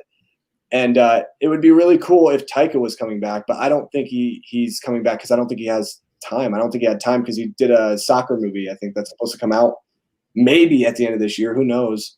And then he's got Thor, so I don't know. Yeah, but I mean, because Numanoid said, I hope Taika is directing again. I mean, I would love that. I thought he did such a good job in that final episode. But realistically, Taika, I don't want to say Mandalorian. I love Mandalorian. I'm not trying to put this down by me saying this. Taika has better things to do. And I don't want to say that in the negative light. I love the Mandalorian because I know I could get people on here. What Mandalorian's great. You have to understand something. There's a big difference between doing an episode of television and doing a feature film like Thor, or doing a feature film like the soccer movie that is coming out with Michael Fassbender in it. So like Taika, he's an Oscar winner. He's gonna want to go out there. He's had a taste of winning an Oscar. He's gonna want more. So Yep. I want to see his films. I really, really do. I think give Robert Rodriguez, give other people the chance to play in the Star Wars universe a bit. And I'll miss Taika. I loved what he did with that final episode, but if we don't get an episode from him in the future or ever again, like, hey, I'm okay with it. Yeah. Because I believe in John. We got to move on. Yeah, and I believe in Jon Favreau and Dave Filoni. I really do. They're like the future, I think. Dude, at this point, I'm just kind of like, all right, Jon Favreau. Like, if I was Kathleen Kennedy, I'd sit Jon Favreau down and I'd be like, all right, John, you're in control now. What do you want? What do you want? And what I love about it is you can tell that him and Dave Filoni's been a huge Star Wars fan for years, and that's obvious. But like, you could tell Jon Favreau is a giant Star Wars fan. Like, he gets all nerdy and like super giddy about this. So right. Yeah, we'll see. Just saw the trailer for Possessor. I have seen the trailer for this, which looks like it's getting a lot of hype, and I'm definitely sold. I've also seen the trailer for this. I think, was it Jaron that did a review on this? He did. Yeah, he did. Didn't he say that it was like the best horror movie of the year? I haven't been able to watch that review yet. Yeah, it looks good. I saw a trailer for it actually when I went and saw, was it Tenet the second time? I think I saw a trailer for Possessor. And it's directed by the son of David Cronenberg, I want to say. Yeah, Cronenberg. Yeah. So it looks really, really good. One movie I'm thinking, I don't know why I just thought of this movie, Chris. One movie that I recommend you watch this October if you haven't seen it yet, and it's a new movie actually. It's a new release. All right. Host. Haven't seen it. Dude, you got to watch it. Is that the 40-minute movie? It's 50 minutes long, but you'll see why. You'll see why. It actually makes so much sense. And one thing I really like is like a lot of people, like a lot of negative people have come out and said, well, this is not really a movie because it's 50 minutes, which that's not true. It is a real movie. Yeah.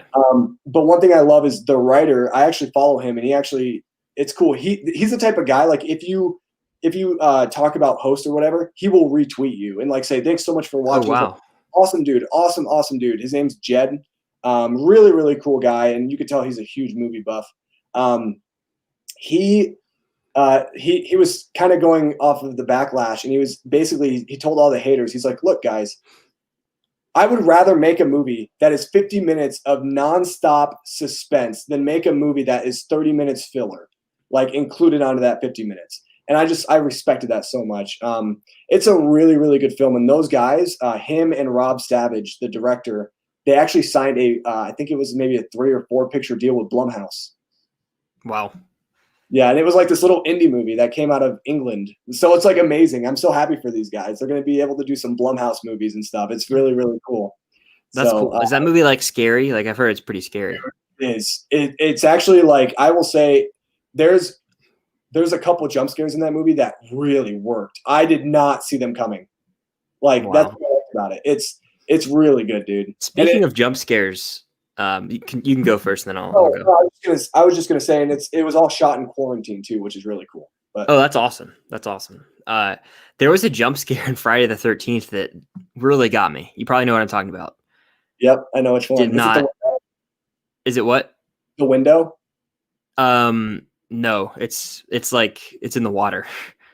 Oh, at the end. Yeah, that's a good one. I just was like, okay. And then I was like, what? And like, it freaked me out a little bit. Well, it works so well because it has like that serene music where it's like, yes, oh, done, and she puts her hand in the water. She's playing in the water, and you're like, oh, it's over. And you see the cops coming in. And you're just like, okay, the movie's done. And then boom, Jason pops out. Yeah, that's great. That's a great jump. It's freaky, man.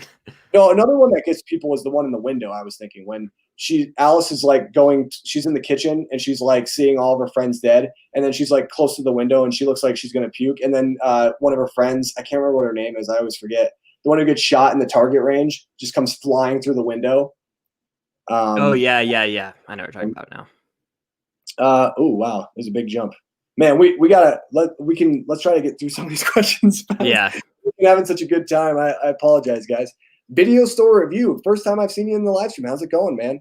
Thank you so much for being here. What's the most obscure, underrated horror film you'd each recommend? Me, Host. I guess that would be the one. I'm not really the guy to answer the question because I'm not like a huge horror person, so I can't think of any, unfortunately.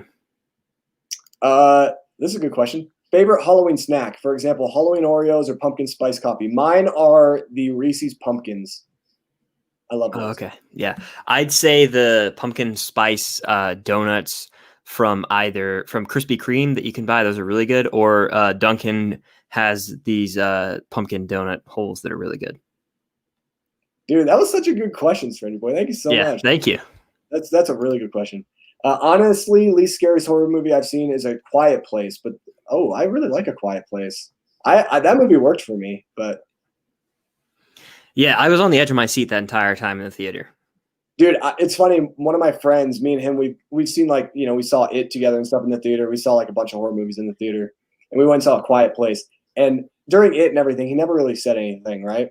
He turns to me during A Quiet Place. He kind of like taps my shoulder. I look over. He's like, dude, this is the scariest movie I've ever seen in my life. He's like, he was like, literally, he was shaking. He kept like going back and forth. It was crazy. There was like a constant build up to a jump scare the entire time. Dude, and the thing is, I think what makes that movie so scary is the audience buys into the silence. You know what I mean? Like you hear somebody eat just one thing of popcorn, and you're literally on the edge of your seat. You're like, oh, dude, they're coming for us, you know? Yeah. I cannot wait for A Quiet Place Part 2, man. What's sad is critics have seen that movie. Some critics have argued for A Quiet Place too. I know. Oh, man, we have to wait, but I don't know. I can't wait to see that movie. Taika is love. Taika is life. Agree. Taika's great. Taika's great. I haven't seen Hunt for the Wilder People. Dude, it's coming to Netflix this month. Oh, sweet. I might watch it then. Yeah, I need to watch it too. One of the people I worked with a while back said I need to watch it. I don't know who you're talking about here, Zoe. Maybe you're talking about Taika. Bird Box is the least scariest. I've never seen Bird Box. Have you seen it? Haven't seen Bird Box. No, I didn't hop on the train. Was that like 2019? I want to say maybe 2018. That was a while ago, right? Yeah, I think it was 2018. Okay. I remember the Bird Box challenge. That was like a thing, right? Where people like blindfolded themselves. Something like that. Yeah. Yeah, I've never seen it. The Exorcist is amazing. I mean, I respect the movie. I respect it. Nick is killing me tonight. I apologize, Need. I have some hot takes tonight, I guess. Is this an AJ Reacts 2 video? I don't know. AJ with the hot takes. Ches, how's it going, Ches? Nick, what's your favorite turkey? I don't really know. Like I don't know what I don't know that there's different types of turkeys. Yeah. You got me. I know. Let's see. Freddy vs. Jason is my guilty pleasure. So stupid, but it's so good. My tradition to watch it every October. I do like Freddy vs. Jason. It's a lot of fun. It's like dumb fun. It's like literally the most nonsensical Friday the 13th and Nightmare on Elm Street movie you could ever watch. What's your favorite Nick Cage movie? I know what you're gonna say, but you can go first. I know exactly what you're gonna say. National Treasure. Come on. It's a classic movie, people. I love that movie to death. I agree. I think I'm trying to think of like Nick Cage movies I've seen. I mean, I've seen, what's that one? I don't know if you've seen it. It's the one with like the math. It deals with math. Is it Adaptation maybe? I think it starts with an S. It's not Signs. I know that. What is it called though? Oh, that's he's in The Rock. If you've seen The Rock, he's in that movie.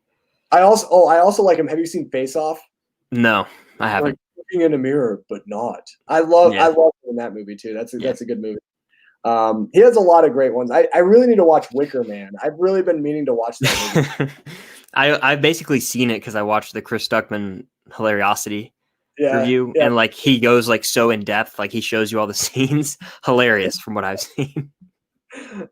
Let's see. You need to get me on here, dude. I'd love that. We definitely need to do that sometime for sure, man. That would be awesome. Let's see. At least until I watch Saving Private Ryan. I don't know what this is. Anyway, sorry about that. It's because I've never been one for gore, at least until I watched Saving Private Ryan. Yeah. Saving Private Ryan's really good. It's great. Probably my favorite war movie. I think mine is probably Dunkirk. But it's really good too. I like Dunkirk. 1917 is really good, but a little overrated. I do like the movie. It's just it's overrated to me. I will agree with you there. Here's another question. I kind of consider this movie a war movie. Braveheart. I kind of consider it a war movie. That's like I would say. Depending on like your view, yeah. If it's like, yes, technically it is a war movie. Yeah, there's battles and stuff in it, and like two like people, they charge at each other, so it's basically a war movie. Yeah, it's just, I guess there's different categories of war movies, like war movies with like the military, and then I don't know. Yeah. Did you pre-order the Friday collection set? Yes, I did. This is just like a fucking. I'll be doing an unboxing. That video will be up most likely on the 14th. I can't promise it will be up on the day that I get it because I don't really know what time I'm going to get it, like, to be honest with you. But it'll be on the 14th. And I'm super excited for that. The set looks – have you seen the pictures of the set? No, but I can look it up right now. Let's put it up on stream. I'll just put it up on stream real quick. Okay. Dude, this set is insane. All right. Let's get it. I need to find the picture here. Boom. Perfect. All right. Ready for this? I'm ready. Okay. Application window. No. Sorry. Can you see that? Yeah, I can kind of see it from here. So it comes with its individual Blu-ray cases? Yes. Yep. That's cool. Yeah, it's super sick. So it comes with all 12. It's kind of funny. They really need to come out with a next movie because then it really is the 13th Friday movie. Yeah. It comes with all 12 of the like in their own individual cases, which is so sick. And the bonus features are incredible, dude. Like, I am so pumped for the bonus features. I want to see if they have a picture of. I think this is one of the posters. I think. Oh, that's awesome. But there's another one. Collection limited poster. Let me try this. I don't know if it's on here. But dude, it's really sick, man. I'm super pumped for this set. It's gonna be like, it's gonna be beautiful. Like I'm so excited. I'm super giddy. And what's really cool is part 3 of the series is shot in 3D, but it's like old 3D. And they restored it to real 3D, which I don't have a 3D TV, but like I'm kind of tempted to find someone who has a real 3D TV with them, you know? That'd be cool. So it's gonna be really awesome. It comes with like a ton of bonus features, and I'm really, really excited for the set, man. And it's funny because they released a set literally like 5 or 6 or maybe even 7 years ago of all the movies. And it was like in this little tiny tin, and now they're actually releasing another set, and it's actually like a real looking set. Yeah. So I'm pumped, man. It's gonna be great. So that's exciting. That's exciting. If you guys are not subscribed, you better hit that subscribe button if you want to see what's nice. Let's see. Anybody here ever seen August Underground? Never heard of it. Never heard of it. Yeah. I like Nickelodeon specials. That's cool. I do too. Been showing forever, to be honest. I don't even know what they have anymore. Last one I watched was probably Big Time Rush and iCarly and Victorious. The last one I watched was probably iCarly. Yeah, I think that's it. Drake and Josh was my thing. Like, I remember same here. Like, classic Nickelodeon, Zoe 101, Drake and Josh. That was it, you know? Yeah. Ned's Declassified, that was a good one. Ned's Declassified was good. It is very short lived, but it was pretty good. I also really liked like the Amanda Show and all that stuff. Like, yeah, great stuff. Other than that, and I liked some of the cartoons, like Jimmy Neutron. I enjoyed. Yes, Fairly SpongeBob. Odd Parents. Was that Nickelodeon? Yeah, Fairly Odd Parents. Yeah. Danny Phantom. Yeah. There was a video game with all of them in it. I forget what it was called, but that was so much fun. Danny Phantom. I think I've seen a couple episodes of that, but I never really got into it. I wasn't like hardcore, but I liked playing as him in that video game. Yeah. It's super cool, man, to look back on like our youth and like, dude, Drake and Josh was like my favorite show ever when I was a kid. Oh, I yeah. loved that show. Drake and Josh Go Hollywood was like a big deal for me. Dude, I remember literally when that premiered, I think I invited like 4 or 5 of my friends and we watched it like all together. It was like a really cool thing. I think I had like a sleepover and stuff. It was, oh man, Drake and Josh, man. I wish that they did like a reunion episode or something. I would watch it. I would literally go to Nickelodeon, like if they have a subscription service, I would buy it for just that one like reunion show. I would too. Can we get a Blu-ray release of that show, please? Like every episode on Blu-ray. I want that.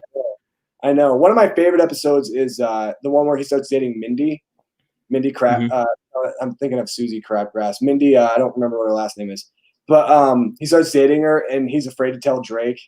And isn't there a part in it where he tells Drake and Drake's his head explodes or something? I think maybe. Yeah. I like the Demonator. Is that what it's called? Oh, that one's good. That one's really, really with good. Papa Nichols and Craig and Eric at the house watching over him. Dude, Craig and Eric, they should have had their own show. Dude. I would have loved it. Oh, yeah. Those two were hilarious. I also Drew and Jerry. Drew, yes. Or Jerry and Drew, whichever. Yeah. Yeah. Crazy Steve. Crazy Steve is amazing. Oh man, he's amazing. I love the episode where they do. It's one of the later episodes, but Drake and Josh, they have a bet to see who can date the most girls, and like Josh takes like an old lady out on a date, like this 70-year-old woman goes on a date with Josh, literally just so he can like rack up the numbers. Yeah, it's super good. And then like Drake reveals, because Drake finds that one girl and he only dates that one girl because he really likes her. And then he brings her to the movie theater because she's mad at him because she found out about the bet. And he starts telling everybody like they're like these secrets. He's like, "Oh, I ran over your cat. Oh, I did this." And then he told Josh, he's like, "Josh, you're my brother and I love you. And I use your toothbrush every single day." I remember that. Oh, dude. And Josh is just like, "Oh, like, yeah, it's great, man. I love that show so much." I like SpongeBob Christmas. I remember that vaguely. I don't remember that.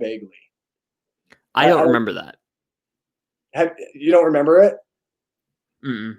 Oh man, it was pretty good. I think they celebrate with like Sandy and Patrick and stuff, but it's pretty good. I love how this has turned into a Nickelodeon stream all of a sudden. I know, yeah, it has. Stranger Boy loves to ask Nickelodeon questions. I love it. I'm not mad about it though. Yeah. Yeah, I like how every Big Time Rush episode title always has the word "Big Time" in it, like Big Time Christmas or Big Time Beach Day. They kind of do the same thing with iCarly, don't they? It's like I something. Yep. And like Victorious was kind of the same way. Yeah, they all did that. I think it's very, very cool. I think even like Friends does that. I don't watch Friends, but it's the one. I think it starts off like the one that something. Yeah, that's pretty cool. I kind of like that they do that. Gives it a little bit of continuity. Yeah.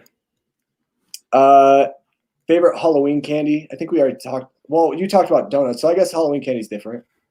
Yeah. Mine is candy corn. It's underrated. Oh, I don't know. I'm not a huge fan of candy corn. Nor am I. I'm not either. I don't know. It tastes too. There's something about it. Like it's one of those things. Number one, it's not in a bag or anything, so I always feel like it's really dirty. Yeah. Like if you when you were a kid, I remember going trick or treating, and I'd get it in my bag or whatever, and I'd always be like, it'd just be like people just literally with their bare hands throwing all this candy corn in, and I'm like, no, yeah, no. I don't know. I have to think about this one. Chris, do you have a favorite candy? Yeah, it's probably Reese's peanut butter cups. I like white chocolate too. Like I really do. But also Kit Kats are good, and Snickers, peanut butter squared. A lot. Like there's so many great candies. So all those are good. But I like My- Reese's Pieces is like one of my favorite candies of all time. So. oh yeah, I love Reese's Pieces, especially at the theater. Oh yeah, yes, that's what I do too. Um, it's weird. I would say, because I said Reese's already. One that I'll say this. This is like a very generic answer, but the best candy that you could ever get in Halloween are apples. I'm just kidding. Are the giant candy bars. When people gave you the full-length candy bars, you knew as a kid, you're just like, this is the gold mine house. I'm going to remember this for next year. Or I even come back. Like there was times I literally hit the same house 3 times. And I mean, they never knew because there was a lot of kids that went to this house, right? So what I would do is I'd go once and then I'd come back like 40 minutes later. And then I'd come back 40 minutes later. So I'd stay like around that neighborhood just so I can hit that house again. And they always gave like the big candy bars, dude. So I guess that's awesome. That's probably my favorite just because it was, the big thing and everything. Obviously now I don't go trick-or-treating. I just sometimes buy candy for myself and just sit there and eat it. Candy this year. Yeah. Yeah. I'll buy some this year just so I can watch horror movies, or when I do my Paranormal Activity marathon, I'll just sit there and just shove it in my face. Yeah. Holy cow. Oh, here's a cool fact. Do you know that for High School Musical 3, they were thinking of making a Halloween movie, but they ended up going with that senior year? That's cool. I think I have seen that movie, to be honest. I watched part of it recently. Yeah. By the way, Certain is back. What's up, Certain? Let's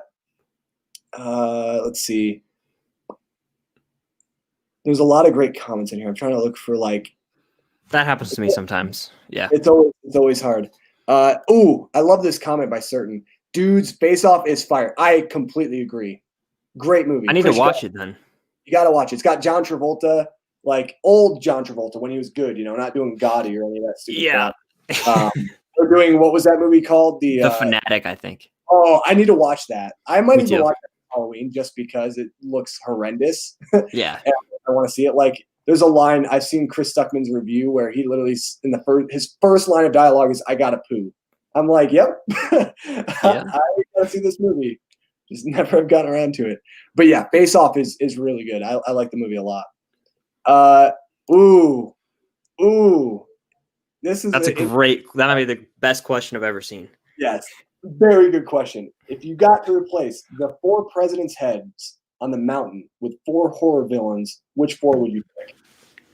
We could say one at a time, I guess. I think Michael Myers for sure, right? Yeah, obviously. Sure. Yeah. I would say Jason Voorhees has to be on there. I would also say Freddie. Freddie, yeah. The big 3 is kind of locked. It's that 4th spot. Yeah. The 4th spot is hard because, like, you could say Leatherface. I don't think a Massacre, to be honest. Not for me. I watched the original one like a few months ago. Just I wasn't into it. You could say Pennywise. You could say the Billy, I believe is the name of the doll from Saw. You could say I might take that one, honestly. Billy? Yeah, I think that imagery alone is very iconic for horror. We could be missing some though. There's always more, wait. What about, is it Ghostface from Scream? That might be one. Ghostface could be there. I would actually say, I'm going to say Pinhead because Pinhead is like, he's so iconic, even though he literally has the least amount of screen time out of every horror villain. There are movies, it's kind of funny. There are movies in that, the Hellraiser franchise is a mess. I like, the first 2 movies are the only ones I've seen. The second movie is not even really that great. I love the first movie. The original Hellraiser is really, really good. That movie's really gory as well. I could say that that's one of the more gorier films, especially with body horror. But with Pinhead, the franchise is such a mess that they'll have movies that literally are just these police detective movies the entire time, and then they throw in Pinhead for 2 minutes, and that's it. Wow. And they call it a Hellraiser movie, and they put Pinhead on the cover of the poster and everything. So I'd have to say probably him because I think he's a little bit more iconic. Ghostface, it's hard because everybody is different that wears that mask. So, I mean, It's not super consistent, but it's still another, face in horror and stuff. Yeah, with iconography, I would put Scream Face because like that mask always is always you always saw it as a kid. It always kind of freaked me out. So I would put that, but I see exactly what you're saying because it's a different person every time. Yeah, yeah. Let's see. Also, good Nick Cage flicks: Vampire's Kiss, never seen it. Raising Arizona, Leaving Las Vegas, I have seen, but I haven't seen it in a long time. I need to rewatch that one. And Mandy, which everyone has been telling me I need to watch, I haven't watched it yet. I haven't watched any of those movies. Here we go. If you do watch the Nick Cage Wicker Man, please watch the original film from the UK. I'm British, so got to represent. Oh, that's cool. I didn't even. Cool. I knew it was a remake. I'm sure the British one is a lot better. The UK one is, I'm sure, a lot better. Favorite war movie? We kind of talked about this. Rogue One. No, I'm not serious. LOL, but I do consider it. I mean, yeah, I would. I mean, Star Yeah, it's Wars. a war movie. Yeah. War movie. We kind of talked about this a little bit. Mine is probably Dunkirk. Yeah, Saving Private Ryan for me. Yeah, good. It's a good choice. Greatest war movie. Come and see. This one is on Criterion. It just came out on Criterion. I remember everybody bought it in July. Was it July? Yeah, I think it was July. Which I'm super pumped for the next month's Criterion sale. Oh yeah, I'm gonna probably get The Irishman. I'll be going with Nate. Oh, awesome. I'll be going with Nate, and then also this other YouTuber named Nicholas, who is really cool. He's a cool kid. So we're all three of us are gonna go. So it's gonna be a lot of fun. It's gonna be Nick, Nicholas, and Nate. Very cool. The three ends. The three ends. I'm not gonna get a lot. I'm actually saving up for a PlayStation 5. I'm not gonna get a lot, but I'm definitely getting Parasite. That is for sure. Yeah. Buying it. Yeah, I'll probably pre-order it, to be honest. Not gonna lie. Bridge on the River Kwai. I have this movie, and Fantastic movie. it's been a long time since I've seen it. But I remember it being really good. That's another really good war film. Oh yeah, it's great. It's on my Blu-ray wish list right now. There's a really cool edition on Amazon that I want to get. Yeah, I have a steelbook for it. It's like it's a matte steelbook. It's not like gray. It's kind of like a tan, but not really tan. It's cool. It's got like the river underneath is like red, and then you have okay. Really, really cool looking steelbook. Let's see. Last one I watched was Henry Danger X, The Thundermans. I cannot tell you why I did because I honestly have no clue. I'm guessing this is Nickelodeon shows. I've never heard of any of these. Haven't heard of it, yeah. Yeah, sorry, certain. I've never heard of that. Ooh. Has anyone seen Lake Mungo? I need to see this. Stuckman did a review of it, I think, last year. Yeah, I was gonna say, isn't this the movie that he talked about? I haven't seen it. Isn't this? But I know that he's talked about it. Isn't this the one with like the girl going missing, and it's like a paranormal movie or something? But it's like kind of like a documentary. Something like that, yeah. Yeah. How's it going, Art? We talked about Halloween earlier, man. You missed it. Art is a huge Halloween fan. Like huge. Oh, what's up? Let's see. How's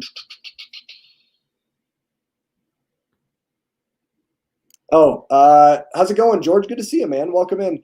Hey, I'm new. I saw that you were in AJ's top 5 adult animation shows. Yes, we did that video. That was a lot of fun. It was very different.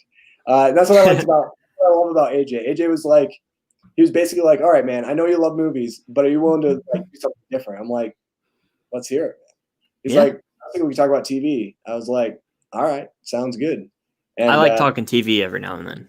Yeah, it was a nice contrast. And literally, AJ and I, we talked for a long time, man. He's like one of the easiest people to talk to. Yeah, for sure. So easy to talk to. And it's kind of funny. I mentioned him. I was like, yeah, like I really like Rick and Morty. I haven't seen the whole show, but like I like episodes. And he texted me. I think it was like a couple days ago. I want to say like Monday or Tuesday. And he was like, dude, I watched like I think it was season 3 of Rick and Morty. And he's like, I don't really like. It's not for me personally, but I really like the humor. Like it works. Yeah. So that's pretty cool. Watch the TCM movies, Texas Chainsaw Massacre. I have seen most of them. I'm just not a big fan of the franchise, honestly. I think I will say this: the Texas Chainsaw Massacre, the first movie, is solid. It's a good movie. I'm gonna watch that one, I think, this October. Yeah, it's I really respect the vision that went into this movie. And I respect a lot of what they did. It's just not one of my favorite franchises, to be honest. Like the remake is really good with Jessica Biel. I don't know. Have you seen? I haven't. No. I would definitely recommend that one. That one's really good. And then the sequel to that is terrible. Texas Chainsaw Massacre 3D. One of my crushes, Alexandra Daddario, was in that movie, but I hate that movie. And then I think they had a new one, Leatherface. It was like his prequel movie, like his start, his beginning movie. Yeah. Origin story. Haven't seen it. I'll watch it probably, but yeah. Has anyone here seen From Beyond? I have not. No, I haven't heard of it. Yeah, Need has some really, really good takes on horror movies because I haven't seen a lot of these. Ooh, here we go. In October, do you get the Halloween cereals like Blueberry? I don't. I'm not like a huge cereal person. I usually just stick to like Cinnamon Toast Crunch and Reese's Puffs, so I don't. But maybe one day I'll try it. Is that like an exclusive, or like is that its own thing that just comes out around Halloween? I think it's from, and anybody in the chat can correct me if I'm wrong. I think it's from the same people that do like I just had it in my mind. Lucky Charms. I think it's like that same company. They have Count Chocula, they have Blueberry, and they have something else. I can't remember what it is. I like Count Chocula. Count Chocula is pretty good. It's basically just like any type of chocolate cereal that you have. Yeah. And then like Blueberry. Cocoa Puffs. Yeah, like it's like Cocoa Puffs. Yeah. One, a Halloween movie that I kind of want to watch, and it's like a family-friendly Halloween movie, Casper. I don't know I've why. never seen Casper. Dude, it's like a classic, man. I've heard, yeah. I liked it when I was a kid, so I might have to check that movie out again. Let's see. Favorite movie based on a video game, or favorite game. I'm guessing it's or favorite game based on a movie. Or video game movies are not very good. So ones. Yeah, I'm trying to think. I have really high hopes for Uncharted. Favorite movie that would be based on a video game, because I love the Uncharted series 1 through 4. I've played them all the way through. When I got the PS4, I got like the bundle that came with the remastered version, so I've played those. I really have high hopes for that. Other than that, though, the one that comes to mind really is Prince of Persia: The Sands of Time with Jake Gyllenhaal. I like that. I like that movie. I like that movie. I bought it at like a not a pawn shop, but one of those like discount stores or whatever. I bought it because it was a movie I hadn't seen. It was a Disney movie, and it was a movie that like I remember a lot of people raked over the coals, and my wife also was interested. She loves Disney, and we sat down and we watched it. And I think it had the slipcover too with it, and it was in pretty good condition. Lucky. $2, dude, or something like that. Yeah, it was like $2 or $3, and I remember watching it. And I was like, I kind of like this. It's enjoyable. It is. I saw it in theaters opening weekend, 2010. I want to say. Sorry, just got a text. You're good. Yeah, it's kind of crazy. It's got. Hold on, I need to do something real quick. But yeah, Chris, if you want to talk about Prince of Persia, like, what do you like about Prince of Persia? I just have to do something real quick. I apologize. Prince of Persia, I saw it in theaters opening weekend.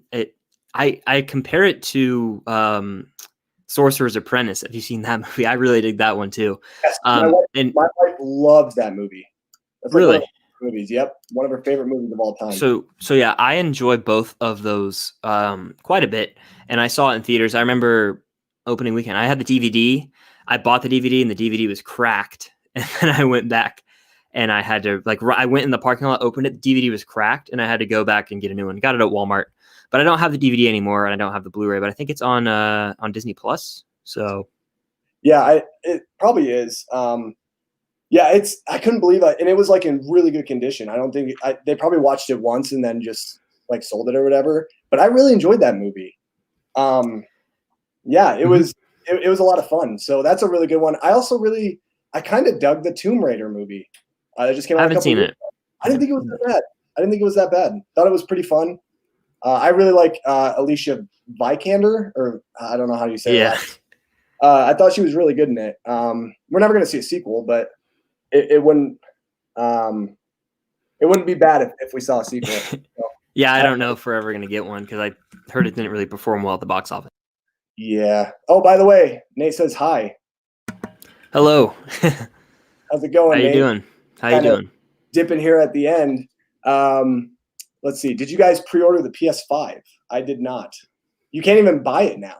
It's like you can't even pre-order. That's what I've heard. I was talking to my brother because like I was like maybe I want to get one, you know. And my brother, who's like really big into consoles and like gaming, he has like a PS4 and like the newest Xbox or whatever. He's like, yeah, you're probably not gonna be able to get one till like for a while, just because like the pre-orders keep selling out. But who knows? Yeah.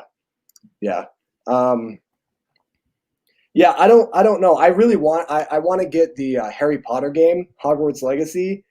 That game looks sick. Amazing, dude. Yeah, it does. It looks awesome. Really good. And I love RPGs, so it'll be really cool because sorry. You're good. It'll be really cool because like it's basically an RPG in the Harry Potter universe. And I love RPGs. It's going to be a lot of fun. I'm hoping what I'm going to do is I'm going to do like, cause I stream live now on Twitch. Like I've been doing like streaming on Twitch and stuff. I've seen that you've promoted that. Yeah. That's cool. Yeah.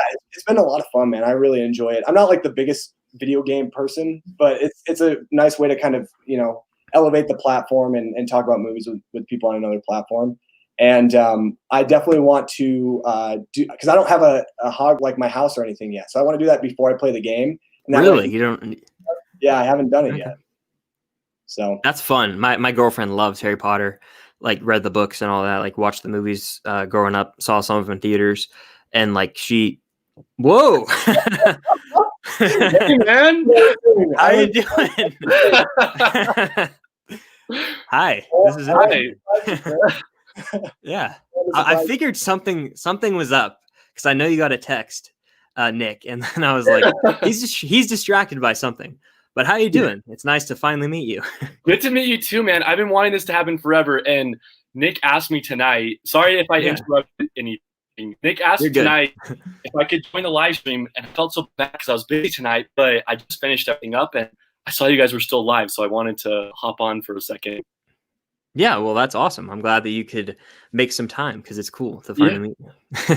Yeah. I mean, I've watched your stuff for like a really long time, since even before I ever had my own channel. So I appreciate it, man. I watch your videos too. I love your videos. They're great. Thank you. Yeah, I have your social network video right now. I'm in the what am I? I'm at 4 minutes right now on social networks. Okay, yeah. I had so much fun rewatching that on my watch later right now. Yeah, on my watch later playlist. Yeah, so I'll definitely I don't know. I've seen the movie, but your social network video is on my watch later. Oh yeah. I know you love that movie. It's like one of you've talked about it before. But I love it so much. It's so good. Like I'll just randomly think of that movie and just be like, gosh, it's so good. Yeah. Yeah, so, I love the version that I have it. But anyway. So what happened was I got a text from Nate. Nate's like, hey, send me the link. I want to surprise Chris. Don't tell him. And I've been sitting we've been back and forth because I sent him an email and he didn't get it. And then I was like, oh, I didn't get the email. Yeah, he sent it to me over Instagram. I was like nervous because I was like, oh, Chris probably knows something's up because I'm like, sorry guys, give me a second.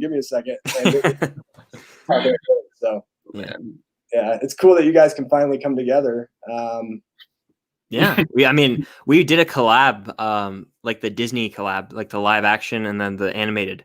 But we did what you and I did, Nick, with the Oscar videos. So we just recorded it and shared the footage. Yeah, we want to do another collab, but it's like just finding out what to do and when to do it. So yeah, exactly. It's in the works. Maybe someday all of us will go Criterion shopping together. That would be cool. Yeah. So cool. I would have to drive out there or fly out there, but you definitely fly, cool. Yeah. Fly, yeah. Yeah. Be across the country. Yep. But the last question, Nate, and you can answer this too, because I know we've talked about this. Stranger Boy asked, did you guys pre-order the PS5? And we kind of talked a little bit about it. Yeah, I was listening to his answer as I was trying to find the link you sent me. I didn't pre-order it, but I'm saving up for it. Yeah. So that's why Nate and I were both kind of holding each other accountable during the November Criterion sale. We're like, we can only spend this much because we can't go too crazy because we're both saving up. This is a good question from Art. Do you know which Disney princess your wife loves most? Honestly, I don't even know. I would probably say, I'd guess Rapunzel, because Tangled is her favorite, but I don't know. That's a really hard question, Art. I guess I don't know my wife as well as I should, you know? My girlfriend is like obsessed with Aurora. I think that's her name from Sleeping Beauty. That's like her favorite, and that's one that I didn't watch much growing up. Because I was kind of scared by it actually. The dragon, everything at the end really freaked me out, so I didn't watch that one that much growing up. Yeah, that one, when she touches the spinning wheel or whatever, yes. She's like hypnotized, and it horrified me as a kid. Yes. Like, for whatever reason, I wasn't that scared of I probably was scared of the dragon, but I think I was even more scared of her walking, just like she's totally hypnotized, walking through the castle, and it's like, don't touch anything. And I'm like, oh my gosh, this is horrifying. I was scared of like too many Disney movies as a kid. Like Snow White terrified me. Like I had nightmares about when she turned into an old lady, and then I was scared of Aladdin when Jafar is disguised as the old man. Bambi scared me when he gets in that fight with that other deer at the end, and there's like isn't there like a forest fire or something? But for some reason that like creeped me out as a kid, because that one deer comes out of nowhere to fight Bambi, and I was like, where did this guy come from? This is horrifying. And and then it has a happy ending, so it's all good. But I guess we can answer the question like, what's our favorite Disney princess? Yeah, I don't have a significant other, so I'm kind of obsolete on this one. Yeah, I don't really know. This is tough. Like, I would probably, I don't know, classic, maybe Cinderella. Or no, sorry, no. What am I talking about? Jasmine, dude. I had the biggest crush on Jasmine when I was a kid, dude. Jasmine to me is the best. She is the hottest Disney character. Okay, don't at me. It is what it is. Did I just say that about an animated character? Yes, I did, which is weird, but we've all thought about it before. Yeah, Jasmine, she's hot. You know. I have to say, I think I have to say Rapunzel from Tangled. Like, she's just the coolest one. Chris. I'm with you. Yeah, and my girlfriend does love Tangled, so I've seen it quite a few times now. Plus, she's just cool. She just is, and she has like really big, like pretty eyes, and she's kind of like an airhead, but it's like a cute airhead. So it's like it just works. I don't know. It's because she doesn't have any life experience. That's why. Yeah, that's exactly why. This is a great question from Video Store Review. If you could go back in time to watch a film during its original theatrical run, which film time would it be? Mine is Empire Strikes Back. I mean, that's mine. I could say classic A New Hope. I could. But Empire Strikes Back with those reveals and the twists, like, oh man, I would have been, I literally, that would have been my Avengers Endgame experience back in the day. Good comparison. I think that I would have to say A New Hope, because that's like, I know that you and I both love Star Wars, but I saw Empire, but it wasn't its original version because of the whole special edition thing that I don't understand at all why they did that. But A New Hope, like in the original theatrical run, would be crazy cool experience. And I want to see that movie in theaters still one day, if it ever comes to a theater near me. Did you know that the website Stinky Tuna sells the unedited Star Wars movies on Blu-ray? I did not know that. Yeah, I don't know if you've ever heard of Stinky Tuna, but they make their own Blu-rays of Netflix movies, but they've also done the controversial Disney film Song of the South. They've done Twilight Zone the movie, which doesn't have a Blu-ray release, I don't think. They have the Halloween special or the Christmas special. Oh yeah, the Star Wars holiday special. Yeah, they just have like a bunch of obscure movies on Blu-ray, and they're legit and everything. Like, I got Song of the South from them, and I mean, I haven't played it yet, but it's legit and everything. So it's not like a bad company. But if you're ever interested, stinkytuna.com. Anyways, I'm not sponsored by them. I'm gonna look into that.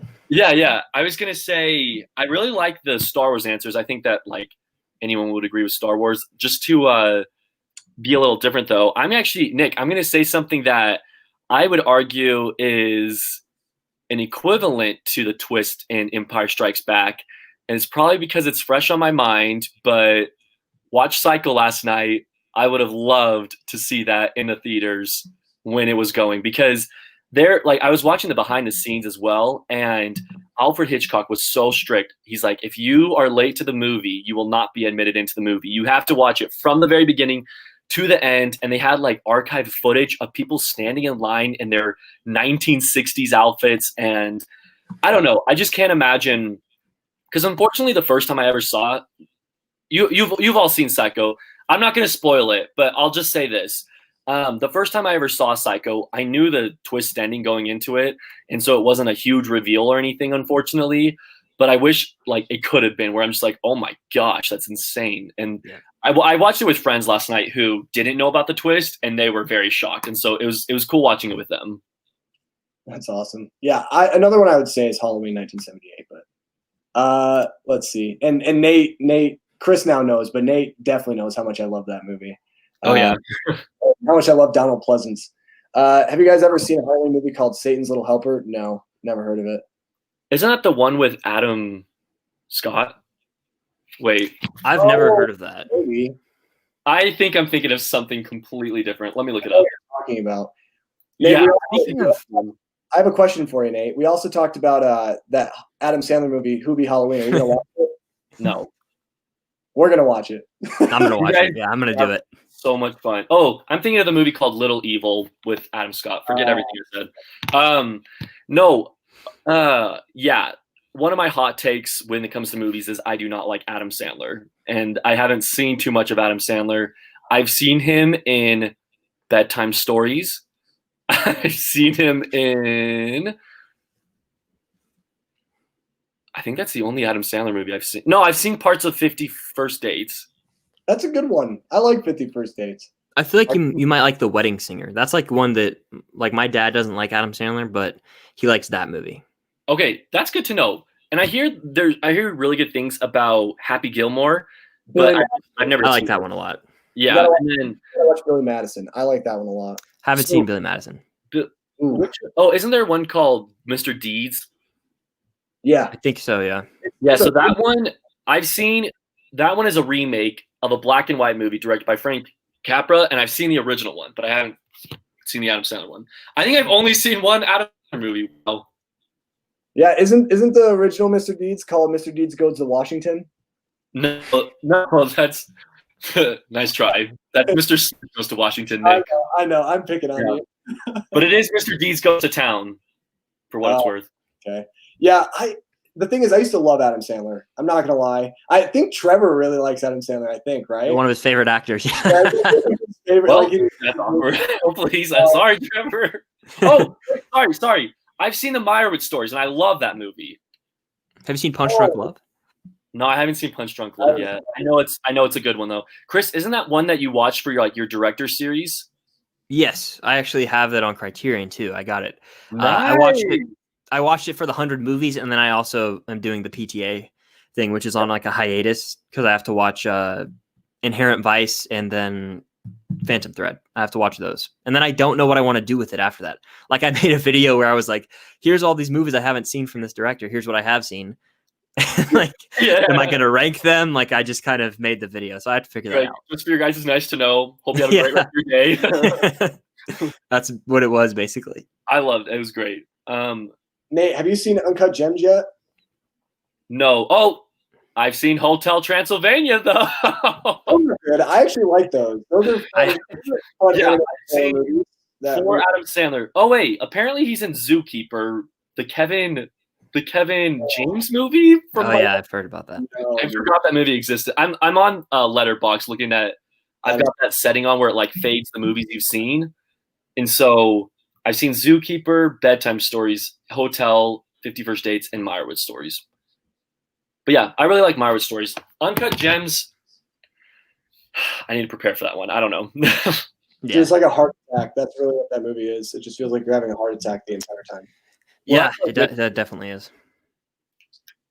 Yeah. Have you seen Good Time, Nick? By the Safdie brothers with Robert Pattinson? I've seen it. I've seen it. It's been a while. Okay. Yeah. I was very invested in that answer. I was like, wait, have you seen it, Nick? I really like that. I like that one actually. It was crazy. Good Time? I remember liking it. I don't remember it that well. I need to rewatch. I didn't love it the first time I saw it, but it's still good. Chris, have you seen all the Twilight movies with Robert Pattinson? Are you a real Pats fan? You haven't seen the Twilight movies? I'm a fake fan, but I love him. He's one of my favorite dudes now. He's a good looking man. Okay, he is. Have you watched interviews with him? So entertaining. They are. I love watching interviews with him. I will never understand how certain people some people like the argument where when he first got cast as Batman, everything I heard from people was the guy from Twilight. It's like, whoa. He is so much better than it's the guy from Harry Potter. I'm just kidding. Yeah, it's Cedric. It's Cedric Diggory. Yeah. Okay? Excuse you. Yeah, he's so much better outside of Twilight. And I think him being in Twilight was a good experience for him because I think he realized just how good he actually could be outside of this very giant popular franchise. And he was able to find himself The Lighthouse, dude. Oh, what a movie. I love that movie so much. And he's so good in that movie. I don't like the movie at all. but I think he's really good in it. He's my favorite performer. I'm literally on the same page as you. I don't know if you saw the trick in my head, but I did not like The Lighthouse. Yeah, I saw that one in theaters actually with a friend of mine, my roommate from my freshman year, and we were both like, "What did we just watch?" And we were talking about it for an hour on the drive back. But yeah. I can't think of the director's name right now, but I just haven't liked any of his movies. I've seen that he did The Witch too, and I didn't like that one either. Robert Eggers, is that his name? Yeah. That's it. I don't. It's not a big.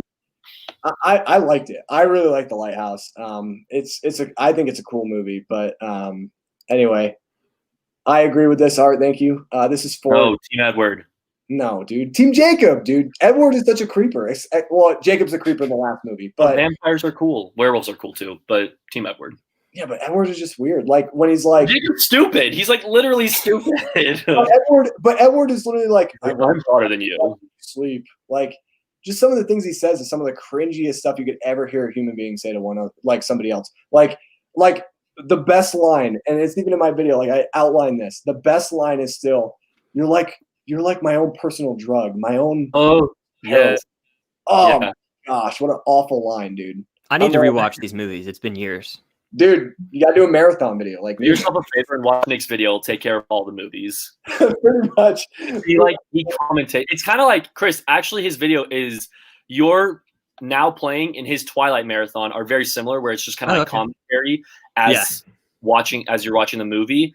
And so it actually, honestly, Nick, I haven't seen the movies in forever either. Didn't remember them at all. But as I was watching your video, I was like, oh, okay, yeah, I kind of remember this. Well, I don't even remember what the vampire gang thing is called, but you said it, and I was like, yes. Valtori or something? Valtori, yeah. Anyways, yeah. Or really quickly, this is a complete side note, but Chris, I wanted to tell you this. So I work at a call center, and when we're on the phones, we play movies in the background. Yeah, no, I didn't, Bernardo. I did not like that movie. But nor did I. Yeah.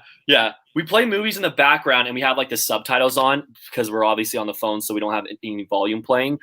But there was one time where they played Remember the Titans, and I hadn't seen it in years. This was before you and I started talking and stuff. Yeah. But I kind of had forgotten how good that movie was. And I kid you not, I was back and forth watching the movie in between calls.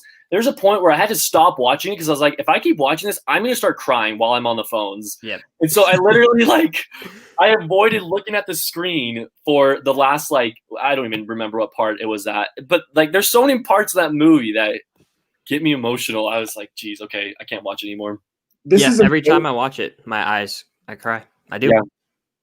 Do you guys see this comment? Fun fact, I went to school with Robert Pattinson. Great guy who no girls liked. Haha. I can kind of see that though, because he's a little awkward. He's hilarious. Every interview he does, he says a joke and then laughs super hard at his own joke. It's so entertaining to watch him. He's gonna be in the future when he has kids. He's gonna give the best dad jokes. That's the way I look at him. He's gonna be he's gonna be great with that. I love Robert Pattinson though. Honestly, he can do no wrong in my book. Even in the Twilight movies, I can tell that it's mostly it's the writing. I mean, that's really most of the problem. That and the direction. And then this, I forgot about these shows: Courage the Cowardly Dog or The Grim Adventures with Billy and Mandy. I actually didn't watch either show. I remember, which one was it? One of them had the Grim Reaper. Is that the Grim Adventures? That's yeah. Okay, yeah. That was kind of freaky to me when I was younger. I don't know. I just never watched it. Yeah, Courage I the didn't watch Cowardly either. Dog horrified me. And I didn't watch Billy and Mandy. I'd probably say Courage the Cowardly Dog. I watched it way more than Grim Adventures with Billy and Mandy. But yeah, Need Gore said he's good in The Devil All the Time. I haven't seen it yet. That was one that I was debating on watching today, but I watched Enola Holmes instead. Oh, that no, movie is really long. Yeah. I'm like on the fence of watching it. I don't Which know. one? Devil All the Time. Me too. I can't. I don't know if I can recommend it. It got like mixed reviews. I don't know. It's like a lot of people are saying it's really disturbing, and yeah, it kind of is. But yeah, I don't know. It's like it's just too long, and the first like 45 minutes to 50 minutes, I was like, "Am I watching the right movie?" It was almost mismarketed. That's all I'll say. But if you watch it, you can determine that for yourself. Yeah. Is he the villain in it? I've heard. Is he supposed to? You have to watch and find out. Yeah, Nick. I know he plays the priest in it. With Yeah, the crazy accent. Yeah. I watched an interview on YouTube of him like talking about how he learned it. He like refused to use like a vocal coach. He wanted to learn it on his own. Oh, I think that was in my recommendations on YouTube. I think it actually is in my watch later right now. Yeah, it's a pretty interesting video. It's a very long playlist. I really like Robert Pattinson, his performance in a Netflix movie that no one watched last year, The King, with my boy Timothy Chalamet, my man. Trevor loves that movie. You should talk to him about it when you have him on next week. He'll talk about that movie for a while. Yeah, it's a solid movie, and Robert Pattinson's performance in it is really good. And he's hilarious in that movie. He says some of the funniest things in that film. Really, his character despises Timothy Chalamet's character. He's like they're both princes. Well, Timothy Chalamet's a king, and I think Robert Pattinson might be a duke or something. He's either a duke or a lord or something. No, he might be a prince. I don't remember. But anyway, he says some of the funniest lines. Like he hates Timothy Chalamet's character. Like absolutely hates him. And so like they're at like a rivalry and stuff, and he'll say like some of the funniest like one-liners to him. It's hilarious. So that's a movie like that's the thing. Robert Pattinson, I'm so excited to see him as Batman. I can't wait to see him as Batman. I think he's going to be amazing. I'm going to say this now. Again, it's only a 2-minute piece of marketing, so I can't really say, I'm going to commit to this. I think with what we saw, I think he has the potential to be the best Batman on screen. Okay. I think he could be too. Well, that movie's going to be amazing. That's all I'm saying. I don't want to overhype myself because it could get like delayed again with who knows what's going to happen. Nick, I really don't. Want to know what will make you even more excited to watch Batman, Nick? That it comes out a year from today. No, not that. This will get you more excited. Watch the Planet of the Apes trilogy. I know. You haven't seen it? No, he's never seen the new movie. The second and third one, they were directed by Matt Reeves, and they're arguably the best ones. I mean, it's only a trilogy, but I don't know. To me, that trilogy gets better with each movie, and they're so freaking good. I'll watch it. I'll watch it when you watch Sleepaway Camp. I can't watch. I need to watch that. I don't have access to that.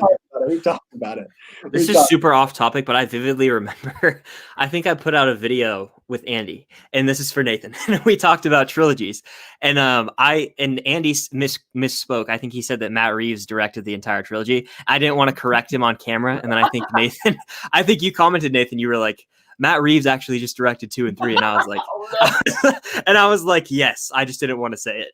Oh no, I'm probably being like a smart aleck. I hope Andy doesn't hate me. Like, no, he doesn't hate you. Okay, I like when Andy's on the show because that was like originally what like you would like the videos you would make and everything.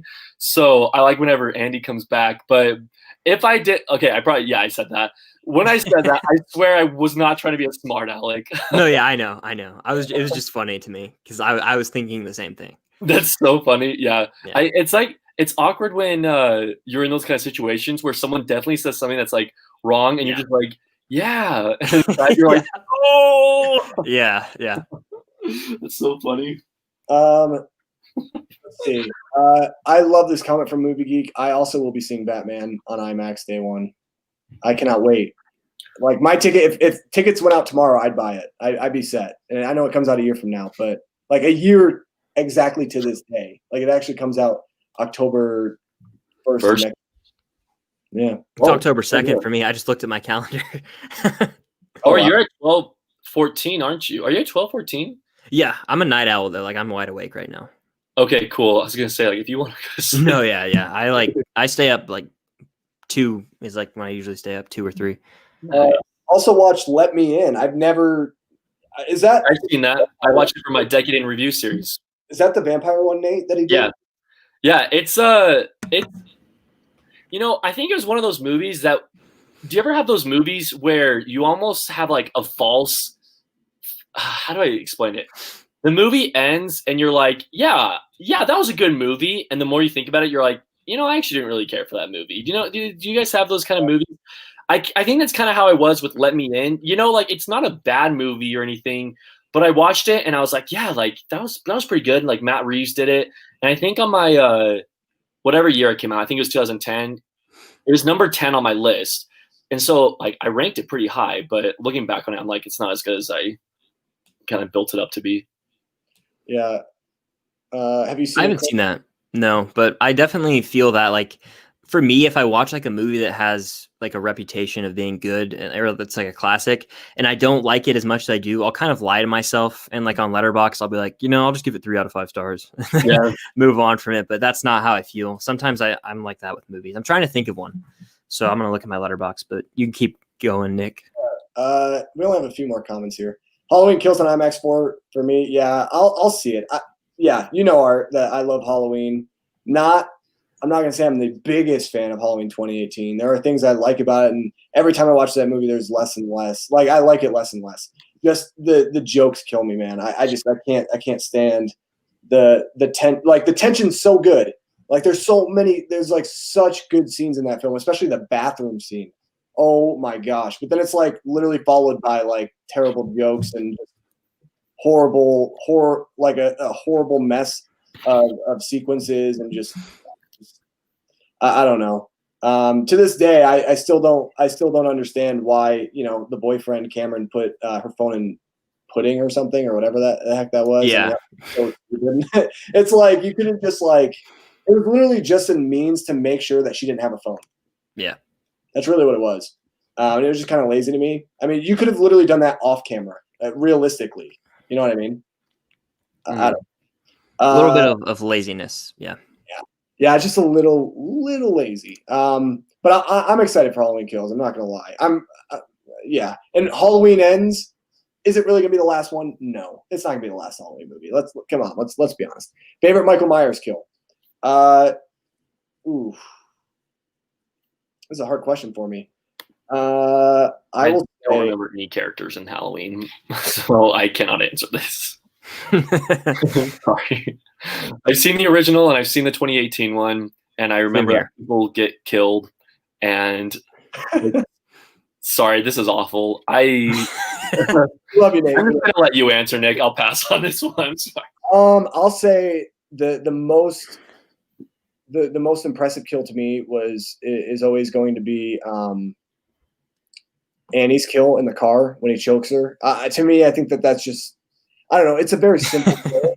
I can't say it's like groundbreaking, but yeah, I don't know. I just think I love how the windows are all fogged, and I love the atmosphere. I love how it's very dark, and it's just a really, really cool scene. I guess I'll say that one. Judith is a good one too, like right at the beginning of the movie. I don't really know. It's hard. 2018 has some good kills too. I mean, I like some of the kills in 2018. I think the 2018 one that there's two that come to mind. The one where he like walks up and you see him like through the window, and then he like stabs the person. Like that one's brutal, but like the cheesiest moment from that movie is when I'm pretty sure he steps on someone and it looks like a pumpkin. Just like, do you know what I'm talking about? Oh, is like it a head crushes like a pumpkin? His head, yeah. Outside a car or something. Yes. Dr. Loomis wannabe. I can't remember what his name is. I hate that character, by the way. Yeah, and then also there's that one kid who gets killed by like, doesn't he like impale him on the fence or something like that? Yep. Yeah. That was I don't know how you feel about that. I hated that character. Like this is the problem with 2018. There's some good characters. Like I like Allison. I love Judy Greer, but man, was her performance really bad in this Halloween movie. It was terrible. It, like when she's talking about her childhood, it's like she's reading off a teleprompter. Like literally, it's like I grew up and I had to be raised to fight, and I'm just gonna sit here and be monotoned and not have any expression as I tell you about my sad story and my sad life. So I didn't like her character that much until the end when she messes with Michael and she's like freaking out, and then Michael comes and she's like, "Gotcha, that's awesome." I was like, okay, that's cool. But like, I can't stand the kid who puts the moves on Allison. I hate the boyfriend. Such a throwaway character. I hated the one friend who I can't remember his name, but he would always get high, and he was dating the really good looking girl that was like way out of his league. I don't like the doctor. Hated the doctor. I think the hero of that movie is the kid that's being babysat.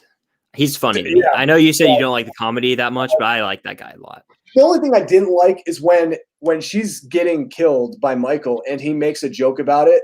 That to me I didn't like, because it's like, okay, yeah, that's fair. We're feeling that suspense, we're feeling that nervousness, and then you kind of cut it with that whole terrible joke that you throw in there, because Danny McBride has to throw in jokes every 5 minutes. Yeah, I don't know. I don't know, man. I could talk about Halloween 22 forever. I've talked about it so much on this channel. I really don't want to talk about it anymore. Yes, thank you, Nigor. Wasn't a big fan of Halloween 2018. Hoping they sort out that dialogue. Yes, exactly. I completely agree. This is another good one. That kill in the tub in Halloween 2 is good. I know you guys haven't seen that, but Halloween, yeah, that's a good kill. Let's see. I really like David Gordon Green, but I feel he's not the best choice for the new Halloween films. The comedy undermined the scares and is very flat story-wise. I completely agree. That's what I've been saying. Do you guys agree with that? So it says the comedy undermined the scares, very flat story-wise. I didn't think the comedy killed it. I kind of liked it, actually. Yeah. We kind of disagree there, Nick, I think. But you're like a hardcore Halloween fan. So that's all right. I've only seen these two. This one and the other one. Anyway, Baby Yoda agrees with me, by the way. You're not a Halloween fan, are you, Nathan? I just don't remember. Okay, so I saw the first one 2 years ago, and I saw the 2018 one a year ago, and I just don't. I like they're like very unsettling and like eerie. Michael Myers is a cool villain. Yeah, I'm so stupid. Great comment, Nathan Hale movies. That's great. That actually really is good. I love that scene. I just saw Tub and I had to somehow like relate, and so I've never seen Halloween 2. I don't know about the Tub death in Halloween 2, but yeah, Halloween's fine. I just haven't seen all the movies. I love this comment. Where is Emily Blunt's Oscar for that scene alone? I know. We talked about that on the live stream with Jackson, Nate. We talked about how we talked about this one. Yes. She should have been nominated for something that year, because I think she was really great in Mary Poppins Returns. Yeah, that was like her year. She didn't get one nomination. Oh, so annoying. But then ScarJo gets 2. I mean, it's fine. It's whatever. I actually think that Halloween is the most overrated horror film. Oh, Video Store. What are you doing? You're breaking my heart. You're breaking my heart, man. I'm just okay. I just don't like slasher films, and that's like the biggest opposite of me and Nick. Like, I do not like slasher films at all. I love them. Yeah, I know. I'm more of a let's try to get as little bit of like gore as possible, but still scare me. I don't know. Like I've never been a fan of slashers, and so that's why like Halloween. Nick, you probably think like Halloween's a tame slasher. I don't even know what it's considered, but it's like they're good movies. But I prefer like, although this isn't even in the same tier, but like The Ring, it's like a PG-13 movie. But I love those kind of scary movies where it can scare you without being like excessively gory or violent. But that's just me. Like I recognize that people like slashers too, but that's kind of like where I'm at with Halloween and stuff. Yeah, no, and I get that. I love The Ring, man. Like I do love those movies as well, but slashers, yeah, they have a soft spot in my heart. I've never seen The Ring. I don't think I ever will. Is that the one with like the girl and the well or something like that? Yeah, Too dude. creepy for me. Too creepy for me. Please watch Yeah, it. dude. It's October. it is creepy. I saw it in 6th grade for the first time, and I couldn't sleep that night. Dude, it's one of the scariest things I've ever seen. Like, I couldn't sleep after my friends in 5th or 6th grade told me what happened in Insidious.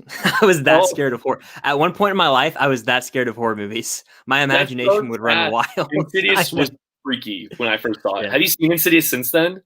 I've never watched the movie since they told me what happened. Like, I don't know. It's traumatizing to me. That's awesome. Wait, so like what? Okay, Chris, what they horror told movies? Me like, go ahead. Go ahead. You say it, and then I just want to know what horror movies like you've seen and that like you like. Yeah, so I haven't watched it since then, and I don't watch. I call it demonic horror. Like I don't watch The Conjuring, Exorcist is what we talked about earlier, Nick. Yeah. I don't watch any of that because it. Truthfully, like it's because of like the way I was raised, like kind of religious like background. So I don't really. It's honestly, I think I was with Jack from Fanatic Films. He was saying something similar. Like it just makes me really uncomfortable, and I don't like to watch stuff like that. But we understand. Nate and I understand that. Okay, yeah. That's like Yeah, I completely agree with you, Chris. I'm the same way with demonic movies too. Like I saw Conjuring and Exorcist, and I didn't like any of the Exorcist was like heavily edited on TV, but I don't care for them. I was raised in a religious background too, so I see that. Yeah, I wasn't raised in a religious background, but eventually, I'd come to that. Yeah. But recently I have gotten into horror more like the Saw movies, surprisingly.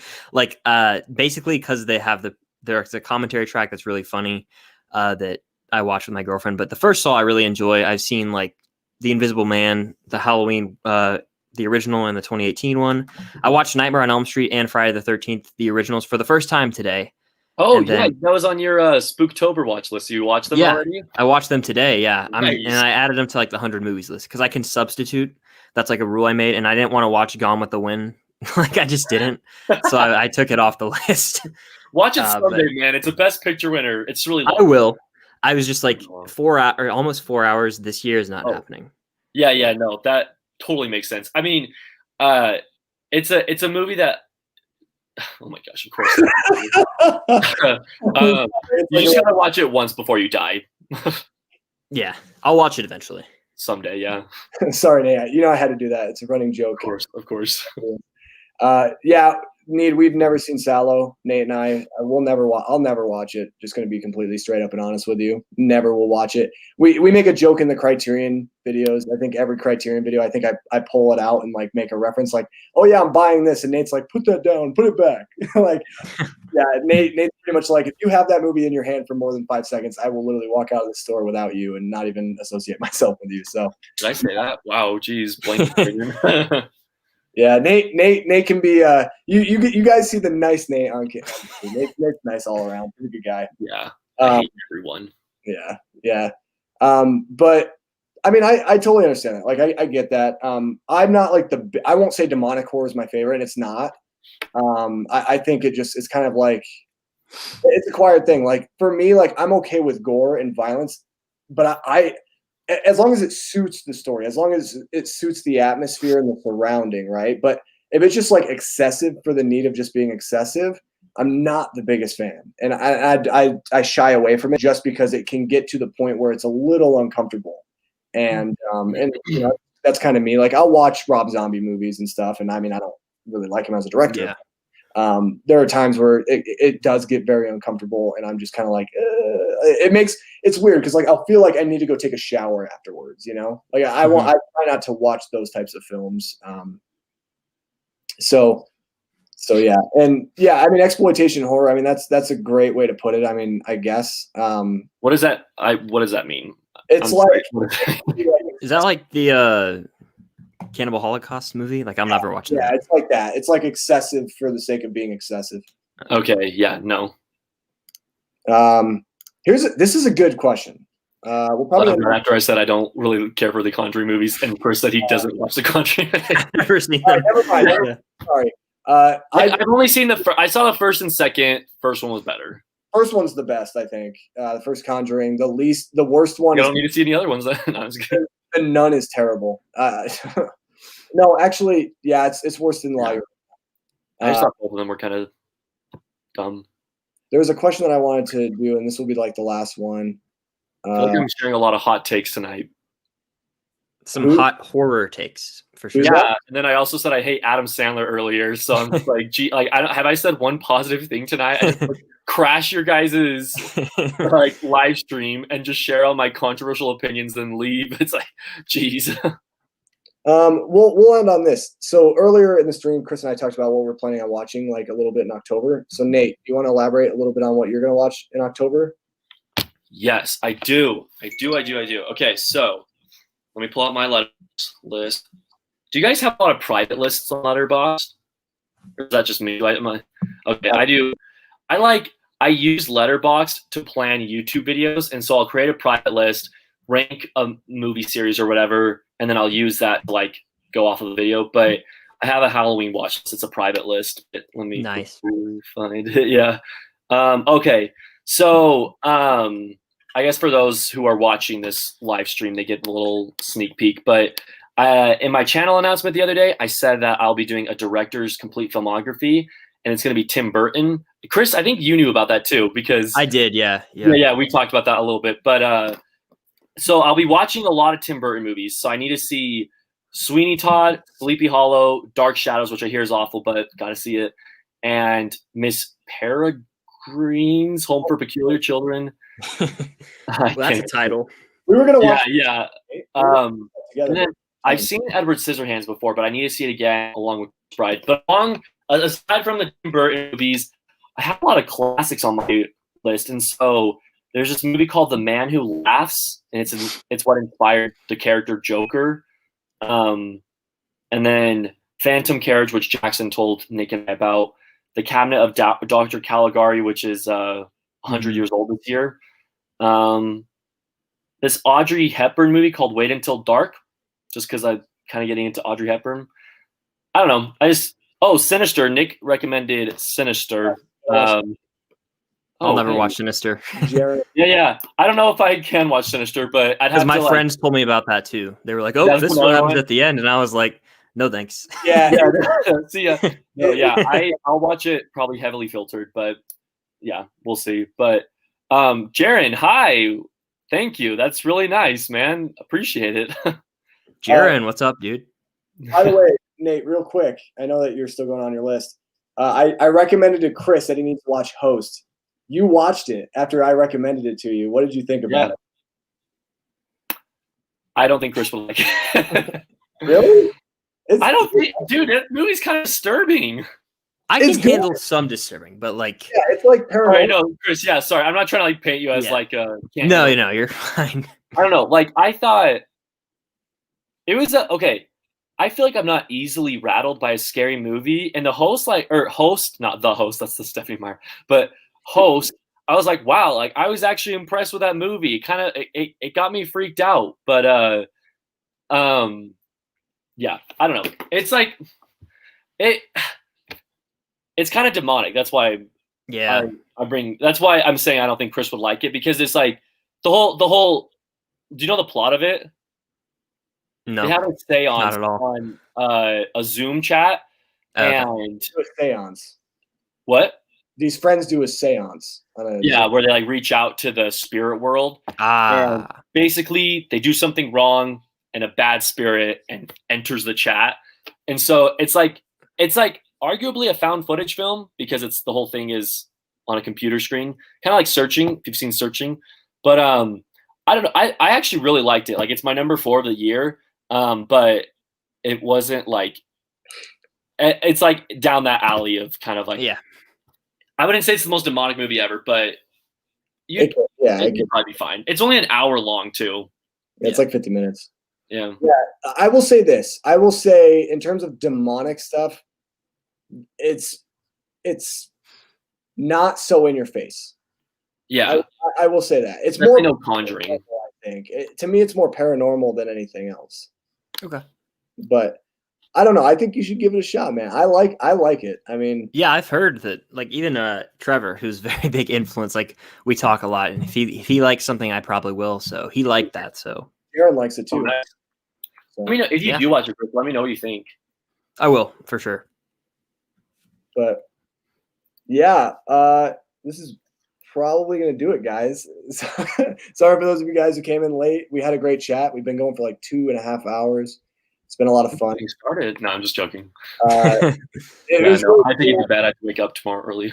Yeah, it was really cool, surprising you, Chris, bringing Nate in here. That was was cool. very cool. Good to was officially awesome. meet you, Chris. Yeah, I know. It's been what am I trying to say? It's been a long time coming. Long Yes, overdue. yeah. I can't speak. It's like 12:30.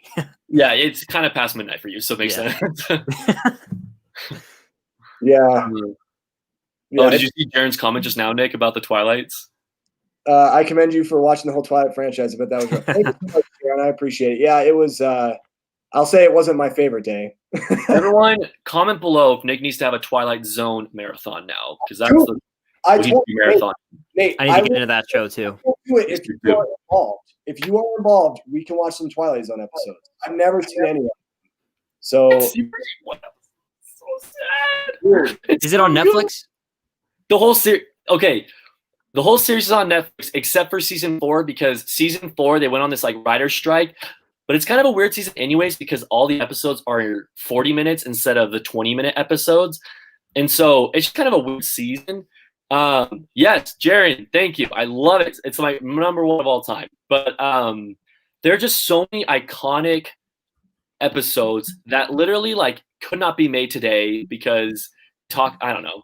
I don't want to get like religious and whatnot, but they have like God at the center of some of the episodes. But then other episodes are completely like not related to religion at all. And they just get you thinking. You're like, oh my gosh, like that. How was this made in the 50s and the 60s? Like it is so incredibly ahead of its time. And so even like, honestly, guys, there are so many episodes I'd recommend, but there's nothing wrong with starting out with the very first episode.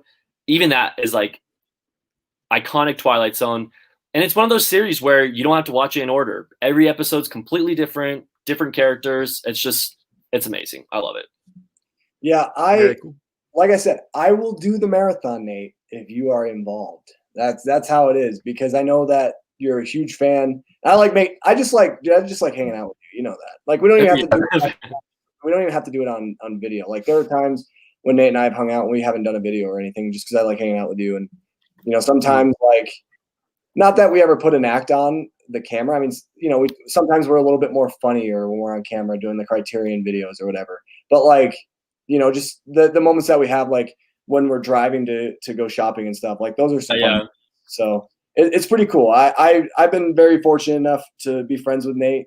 I knew him very early on in my YouTube, I guess, channel and stuff, because we've gone to the same school. And like I said, November, Nate, Nicholas, and I, so NN and N, are going to go Criterion shopping. That'll be a lot of fun. Yes. It'll be cool having Nicholas there. It'll be a little bit more of a different dynamic, Yeah. Because I love hanging out with you and doing the Criterion shopping with you, but it'll be fun having a third party, a third person. That's not Jasmine, because Jasmine just like ditched us. Good old Jasmine. But Jasmine's crazy. I love her. But yeah, I definitely plan on doing another marathon this month. I want to do one for the Paranormal Activity franchise, because they're all on Netflix, I guess, this month, which is kind of cool. So it's like an easy way for me to be able to do it. And I've only seen the first one. I didn't really like it. I thought it was kind of stupid, but I've heard the sequels aren't very good either. Have you guys seen any of the other Paranormal Activity movies? No, I haven't. But my girlfriend also watches them. So like the only way I would watch that kind of stuff is with her. I saw the first one on TV years ago, but it was probably like really edited. So I don't even really, the ending like disturbed me. Yeah. Thanks for stream, guys. How often do you do this? I try to do it like once a week. Chris does it like once a week on his channel as well. And maybe you'll see me pop up in one of those live streams sometime. Definitely. Yeah. I want to have you on. Yeah. Both of you. Nathan, if you're ever free, I'd love to have you on. Yes, I feel so bad. Colin and I, Colin Movies, we were going to do a stream. He's gonna have me on a show on Tuesday night, and like we were set for it. And then I realized like he gave me the time, and like time zones difference, like it doesn't work out for my schedule at all. So I was like, I really felt bad. But yes, I'd love to be on it sometime. Yeah, and Nate and I, we've done countless videos. We'll continue to do videos because we're good friends outside of YouTube and stuff. So you'll see Nate again on the channel. Nate, I commend Nate too much. I praise him too much. You know, go subscribe to Nate, guys. Go subscribe to him if you're not subscribed. But I'm sure all of you guys are subscribed because he makes. No, don't do it to yourselves. Don't put yourselves through the pain of subscribing to me. Regret it. And then where in the U.S. are you all? I'm in Utah. That's where I'm at. Georgia, down in the south. Idaho, state that like no one sort of. Everyone confuses Idaho and Iowa or Ohio. It's like, oh, Idaho. Okay. So you both been to Wyoming? Because my girlfriend thinks Wyoming's fake. It's like a joke she has going. Yeah, dude. I served my mission in Wyoming. My mission for the church that I talk about in my videos sometimes. It was so the mission was in Idaho, but it covered parts of Wyoming. Hey, dude, that's awesome. I like made Blu-ray videos a long time ago, so that's like really awesome. I haven't made Blu-ray videos in a while. I don't know if you're talking about like Blu-ray videos from like 5 years ago or like the one Blu-ray video I made like 3 years ago. Wait, yeah. I've seen a lot of those too, like the Pixar collection on Blu-ray.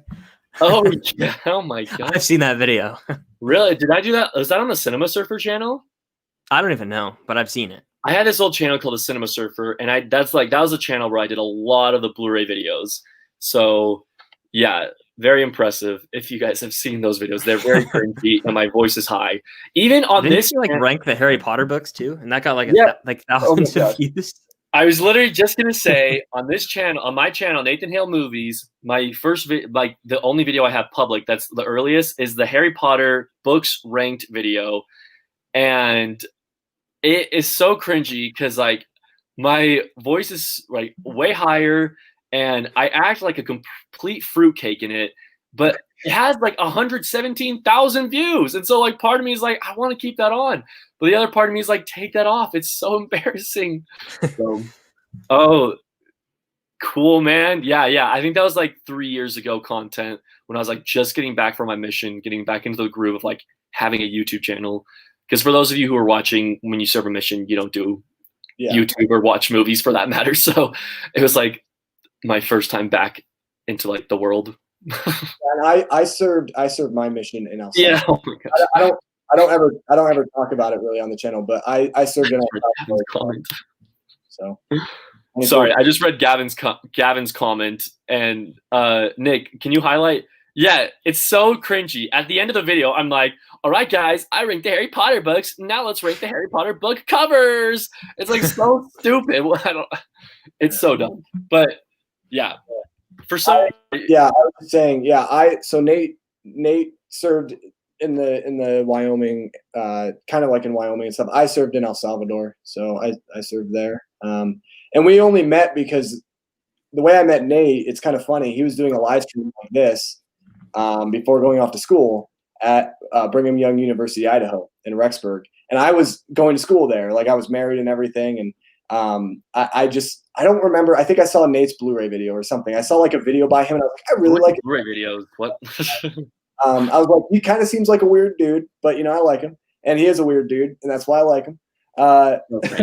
And I remember he was commenting, or he was saying, he's like, yeah, I'm going up to Rexburg at school, and I was like, what? I was like, dude, I go there, and he was like, oh, no way, and so I ended up getting his. We ended up exchanging numbers and stuff, and I never thought I'd ever see him. I was like, okay, it's like this random dude on YouTube. It's a small school, but it's still big enough to where like you won't see certain people.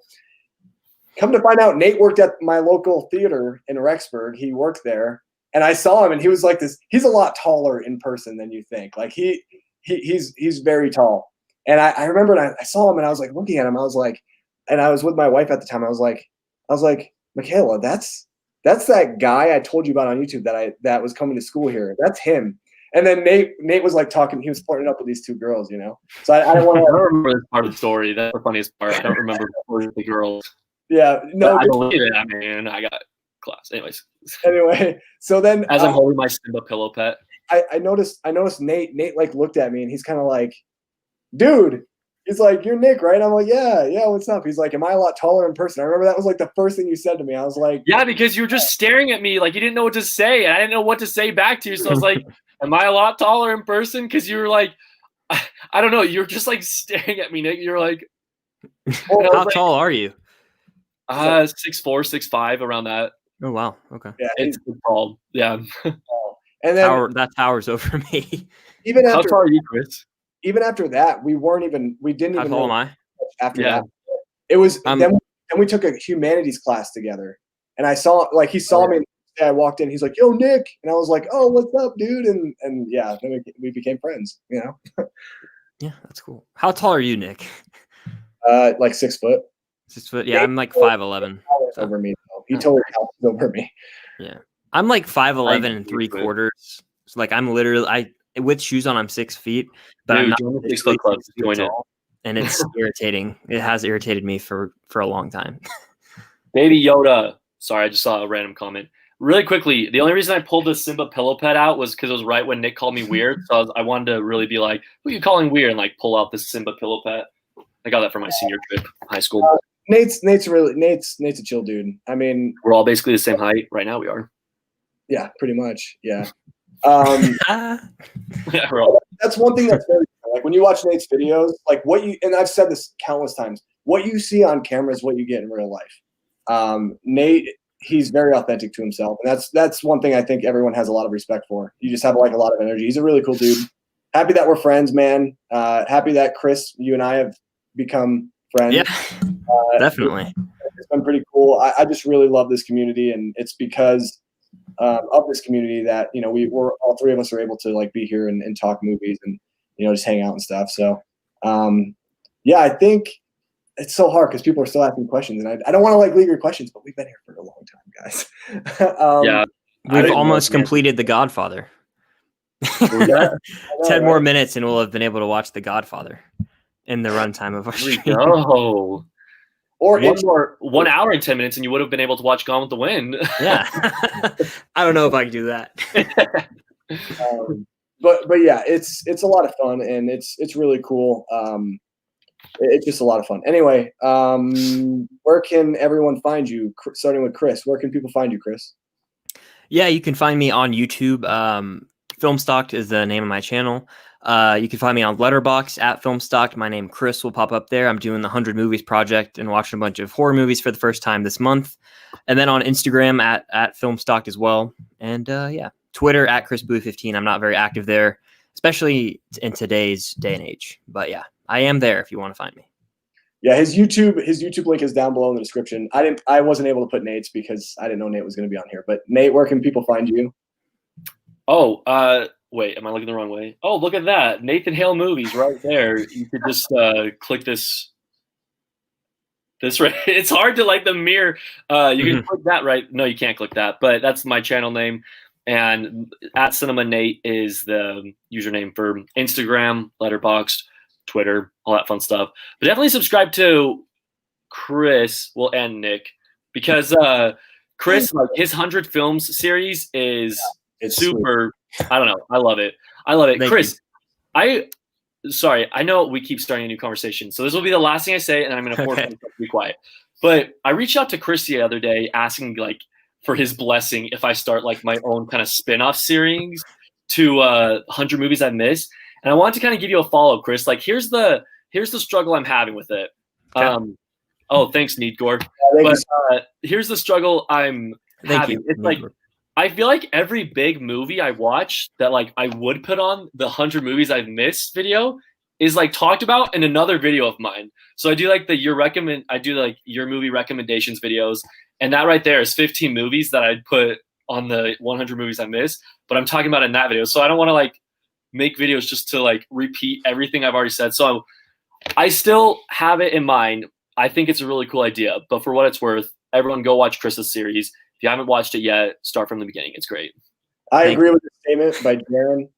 Chris is an ultimate grinder. He totally is. He's always coming up with original stuff and one of the most genuine dudes. You really are genuine, dude. Like, honestly, like it's so easy talking to you, to be honest. And like, I love that you're growing like rapidly. Like you're just growing exponentially, and it's awesome to see, dude. Because like Nate said, you have some really, really cool ideas, and I've definitely gotten inspiration. Like, I want to do my own kind of rendition of the 100 Movies project as well, and do something a little bit different. But it's something that kind of speaks volumes to like what you're doing, because I think it's awesome. Yeah. And I think, with regard to what you were saying, Nathan, about the 100 Movies thing, I find that like sometimes there's crossover, but I think it's fine. Like as long as you're not doing like the same 15 movies like in the recommendation, if those are like the same as the 100 movies, then it would basically be like the same video. But if there's enough variety, then I think that it should be good. That'd be good. Yeah, me and Jaron like text. He said he doesn't like compliments. Yeah, I just don't know how to react to compliments. That's how I feel too. It's just kind of thing where you're like. It's like I'm very grateful that people are like very nice and stuff. It's just so weird. Like I just don't know what to do sometimes. Yeah, I'll say this. Like, these two guys, out of all three of us here, I am probably the least creative. I will say that. I think you're creative, dude. I'm like, but like in terms of like ideology, in terms of like what you guys do. Like, I really look up to your guys' content. Really, it's a lot of what I'm doing now. It's a lot, and I have to like give credit. It's a lot to do with Nate. Like, Nate helped me like kind of break out of this like mold of just like, and I don't mind doing movie reviews, but like I was so tired of just having to do it every week and just like, not feeling like I was getting a lot out of it. I kind of lost passion about, reviewing new movies, and Nate kind of helped me see a bigger picture overall about certain ideas and like coming up with bigger projects, and yeah, it's been a lot of fun. So, and I've been super happy. Like I feel like I borrow like a little bit from Jaron, I borrow a little bit from Trevor, and I'm like, ooh, I kind of like this. Like, that's the great thing about the community. Like, you see an idea and you're like, I want to talk about that too. Like, I love that. And Nick has a really cool new series where he reviews movies that have a 0% on Rotten Tomatoes and tells you whether or not they deserve the 0%. He started with, what was it, Jaws the Revenge? Yeah. So I know I'm all putting a plug in for Nick on his own channel, but if you guys haven't watched that video yet, make sure to watch that new series, because that's Nick, that was an idea that you came up with completely on your own. So you can't completely discredit yourself. You've got some great ideas too. Yeah. It also kind of helps. It's funny. Someone had commented in there like, this is like the polar opposite of what Nate's doing with his 11 out of 10 series. I'm like, yeah, that's so true. It kind of is. It's like, yeah, like I spend like 10, 15 minutes talking about this movie I just like absolutely love, and you spend the exact amount of time just like talking about this movie you absolutely hate. It's actually kind of funny that way. Yeah, speaking of, I'll have another one of those videos coming up in the next couple of weeks. I'm trying to determine what movie that's going to be. I have a couple of ideas.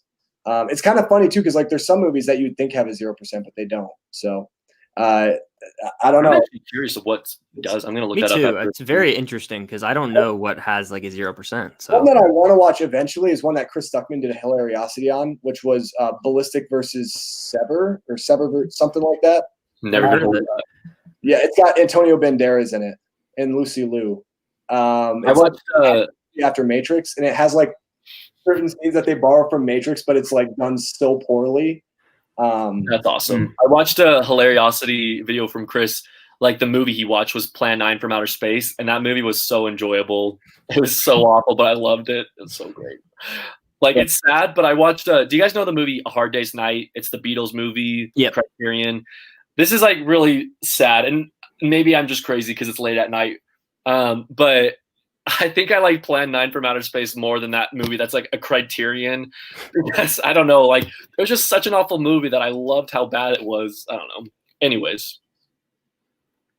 Yeah, it's yeah, but I appreciate that. Like, I appreciate your kind words, and but I definitely it's really because I watched a lot of like your videos, Nate, that I decided I was like, I really like what Nate does. And even like yours, Chris, like I was like, I like these different projects, these different ideas, and kind of like these different series. And I have like things that I want to do in the future that would be like amazing. Like One of the series that I have an idea for, and I know that we're taking forever and we're still talking, but I'm just having so much fun talking to you guys, so I apologize. It's all good. I have something I want to say too when you're done. I have a series in mind that is very ambitious, and it's almost like a documentary series. It's basically, I want to look at the fandom of different franchises and like why that fandom loves what they love. And I could look into like Star Wars is going to be one, the MCU, maybe look into like obscure ones like Texas Chainsaw Massacre, ones that I don't really know as well. And like talk to YouTubers who kind of cover those topics, like Harry Potter, do Harry Potter.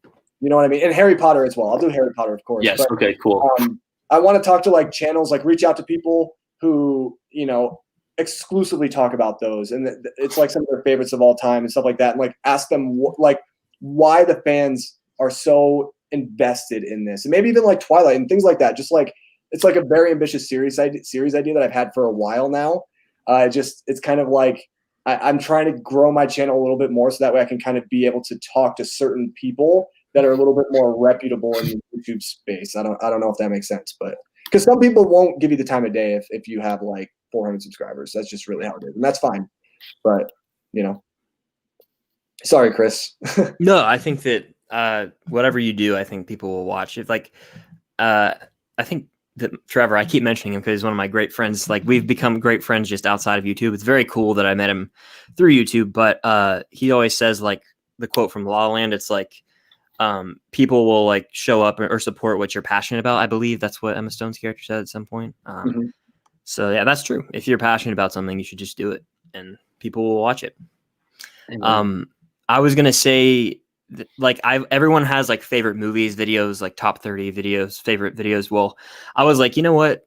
I think that I'm gonna drag this thing out, and like instead of 100 movies next year, I might do top 50 favorite movies, and then like I would make it like a video a week. I would just review that movie, and then so it would go from 50, and then I would like take 2 weeks off, and then like at the end of the year, so it'd be like a year-long anticipation thing that could get annoying for some people instead of just one video. But that's an idea I had. Just I think that's a cool idea. That's a cool idea. Yeah, I think that's a really good idea. Just as long as your list isn't changing throughout the year, because then you're like, that's the thing. Yeah, exactly. Yeah, like I have to backtrack, but yeah, I think that's an awesome idea. Oh, okay. Actually, I want to talk about one thing before we end, and I apologize. I know I've said that a million times. It's fine. Last time Chris was on the live stream, he asked me a question, and it was a very, very cool question because it really made me think, and that was about the 24-hour movie marathon. Yes, I did ask you a lot of questions. Darren said, "Nate, I'm seriously contemplating doing the 24-hour movie challenge. I'll definitely mention you and give you credit," which is awesome. I had the pleasure, and I told Chris this, and for those of you who don't know and haven't seen the video, it's one of my favorite videos I've ever made. It's so fun to film. It's awful, but it's so fun to film. Yes. And I had the very entertaining videos to watch. Yeah, I had the pleasure of being able to do it side by side with Nate, which was a lot of fun. And I guess the advice that I gave Chris was that, you know, having someone do it with you is a lot easier because like you guys can motivate each other. Like Nate and I kept texting each other constantly throughout the day, like, how you doing? How you doing? And he might have even texted me during Barry Lyndon, but I was asleep. But I guess, and I told Chris, I said, I'm not the best person to ask because I've only done it once. So I guess, Nate, what are some of your tips that you can give to Jaron, Chris, and anybody else who wants to do a 24-hour movie marathon? Because you've done it a couple times now. Don't do it. I'm just kidding. No. And that's the end of the stream, folks. No. Yeah, that's thing. Don't do it. It cuts out. No. Okay. I think that you guys are gonna call me crazy, but I've done this marathon 3 times. First time I did it, I was in high school. I fell asleep at like 2 a.m. while watching Ben-Hur, which was the dumbest thing I could have done. Why would I watch Ben-Hur at 2 a.m? But I fell asleep. And the second time I did it was with Jackson and Atlin in high school. And we stayed up for more like 36 hours because we kind of like woke up, did a bunch of things in the day, and started it randomly at like 12 or 1 in the afternoon, and then went to that next day. And so it was not a good experience towards the end. Really fun at the beginning. the way Nick and I did it is the best experience I've had so far. Not comparing like I like doing it with Nick more than I like doing it with Jackson and Nat. It's not about that. It's about like how we strategically planned it. So what we did was we went to bed. Nick, do we go to bed around like 4 in the evening? I think it was, I remember you had a hard time falling asleep. I had a hard, but I could not because I remember I just moved into my new apartment and there were people upstairs. So annoying. So we went to bed at like I want to say like 5 in the evening. Set an alarm for like 11:50 and started the marathon at midnight. And I thought that was pretty easy because the hardest part of the marathon I feel is when it's dark outside, and so you're starting off like already halfway through the hardest part. And so we started at midnight. I think we started earlier because I remember I was asleep and I think you were having a hard time or you like woke up or something. I actually was. You know what? It wasn't too much earlier though. It was like 11:30, 11:45. I think. Yeah, 11:45. It wasn't like too much of a difference, but generally start around that time. Have the lights on while you watch the movies because that will help you stay awake. If it's daytime, open the blinds, let the window light come in. Plan it so I think Nick and I both watched 10 movies. Plan it so that you have a 15-minute break in between each movie. Those 15-minute breaks saved me. In fact, I think after like third or fourth movie, that's when I showered and kind of got ready for the day. And I was like, if I wasn't able to have that shower break and just like change clothes or like a little break to go on a walk outside, it would have been way harder. So have your lights on. Oh, and then the final advice I'll give. Know what order you're watching your movies in. Don't have it be a thing where you just like have 10 movies you want to watch. Like, oh, well, I watch this one, I'll watch this one next. So strategically plan it. I purposely planned Inglourious Bastards for one of the last movies because I knew I'd be exhausted. I figured from what I heard about that movie that it would be an entertaining enough movie. And I watched that movie completely without struggling to stay awake at all. And that was the second to last movie I watched. Whereas like, I don't know, the 3-hour movies, those were like the first ones I did because I thought that they would be a little harder to get through. So just, if you guys have any questions, then reach out to me. Let's see, I need a list of the exact criteria you use, or I guess I can just go watch the video again. LOL. Yeah, Jaron, Nick and I both, I think Nick too, I don't want to speak for you, but I listed the criteria in the description. So if you just go to the description of the video, just so you don't have to put yourself through watching me torture myself again, you can just go to the criteria. I know that off the top of my head, we did 2 3-hour movies, it was 2 170+ minute movies. So just like barely 3 hours. Or under 3 hours. The Great Escape was one of those, and that I wanted to mention Donald Pleasance earlier is in that movie. He's Colin, and I love that movie so much. I have the criteria.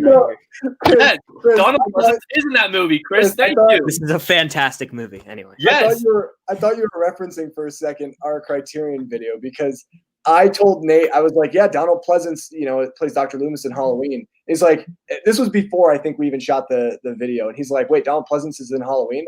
He's like, I didn't even realize that. And then I said, I didn't say that.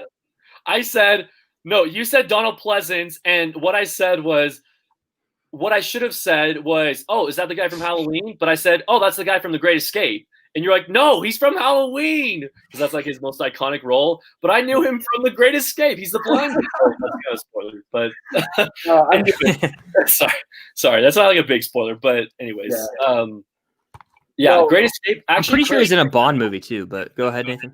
I was just going to say, Great Escape, I think it was the second movie I watched. And that was like really a really good second movie to watch. Because it was like beginning to be like a little light outside. Or no, I think I watched it while it was still dark, but it just like goes by so fast. It does not feel the runtime. Like it doesn't feel so long. It's great. My only advice is don't watch Barry Lyndon. Do not watch that during a 24-hour movie. Yeah, so don't watch any movie that's very slow, like meticulous, takes its time. Like the thing is, I made a mistake. I should not have watched that, but it was one that I was like, oh, it's 170 minutes. I have it on Criterion. It's super easy. I can just plug it in and whatever. I'll be fine. And I was not fine. I think I watched 20 minutes of the movie like sporadically in different moments. Like I've seen the end of the movie without even seeing like the setup to the end or anything. Wait, Nick, have you seen the ending though? Because remember, you're like, "Oh yeah, doesn't it end like this?" And I'm like, "No, it does not end like that." Do you remember that? I think you're right. Yeah. So maybe I haven't. Maybe Nick and I were talking the other day, and he's like, "Oh yeah, it ends like this," and I'm like, "It definitely doesn't end like that." Well, like, isn't that like a part of it though? Or... You had like the beginning of the end, but like, there's a whole. You saw like the beginning of the end, but anyway, I know what you're talking about now because I said on top of that includes, and you're like, no, it's you think that way, or like that would you'd probably think it ends there, but then there's another like 20-30 minutes. But another thing, like one of our criteria was watch a foreign language film. Originally, I was gonna watch Stalker, which, if you guys aren't aware, Stalker is a Tarkovsky film, nearly 3 hours long, Russian. If it's anything like Solaris, it's going to be a movie. It's a movie that you have to pay attention to. I haven't seen Stalker yet, but I decided not to watch Stalker for the reason that Nick watched Barry Lyndon, because you have to be kind of like strategic with like the movies you choose, because I don't know, it's all about like when you watch them. And yeah, Barry Lyndon, Stalker, movies that you think would require your attention, don't watch. Like, for an example, Nick and I, for our foreign language films, we watched Crouching Tiger, Hidden Dragon because it's like an action-packed foreign film, and we're like, that'll probably be fitting. So you just have to be strategic with what you watch when you watch it. And the criteria is fun. It's like a Best Picture winner, animated film, 2 170-minute plus films. Movie from our birth year. Movie from the birth year. I really like that one. Did you rewatch anything, or were they all first-time watches? They were first-time watches. Okay, technically, I watched Wallace and Gromit, the Were-Rabbit movie. I saw that movie in the theaters as a kid, but I did not remember one thing from it. Okay. I counted it as a first-time watch, and so yeah.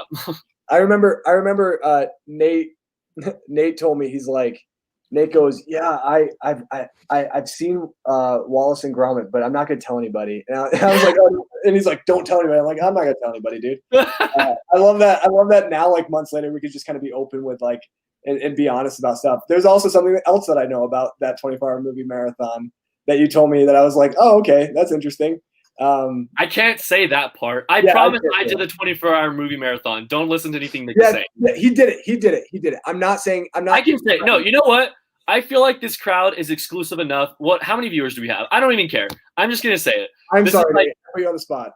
This is it. No, that's okay. This is exclusive enough. I can share the secret of the 24-hour movie marathon. Here's exactly what happened. I did the entire marathon, but when I was on the James Bond movie, long story short, I deleted all my footage from everything before the James Bond movie. It was a complete accident, and I called my sister, and I was like, I literally don't know what to do. Like, how do you refilm a 24-hour movie marathon? It's not something you can just be like, oh, okay, I'll just restart this. And so what I did was I refilmed it as if I was in that moment of the day. And so part of that video is filmed the next day, and I try to act like as tired as I can. But the thing is, I would have never told anyone that, because then they're like, oh, you didn't actually do the marathon. It's like, I definitely did the marathon. You don't understand. I accidentally deleted over half the footage, and I feel like an idiot. I feel bad. I should have mentioned it. I was trying to like. You're fine, Nick. You're fine. I feel like trying to like brush it down or like say something. I mean, there's something that happened to me too in the 24-hour movie marathon. Like, I'm not gonna lie, and also with the Twilight movie marathon. I did the Twilight movie marathon completely in 12 hours, but. There were moments where I literally paused the movie and stepped away for a certain period of time just because I was like, I can't. Like, I literally can't bring myself to do this. And honestly, like, that's okay. Like, if that happens, I mean, like, let's be honest, we're all human beings. We all make mistakes. I just feel really bad, Nate. I shouldn't have mentioned it. I was just trying to like. Dude, you're fine. I feel like this is like, if I'm ever gonna like come out and say it. Not that it's like a big like controversial thing, but if I was ever going to say it, this is the right setting to say it in. But it's just like, it's a funny like it's something you'd learn when you're watching a movie and you hear like the director's commentary. It's like one of those funny little, I guess, behind the scene facts that you would have never known. But yeah, everything after Bond in that video is completely genuine. But I believe everything before, except for like maybe 3 scenes, were refilmed. So. Well, I'll say this that was for the most recent one you did, or one before? This was the one I just did. I Okay. I put the same outfit on. Yeah, you're gonna rewatch it now and be like, is he a good actor? Yep, I am.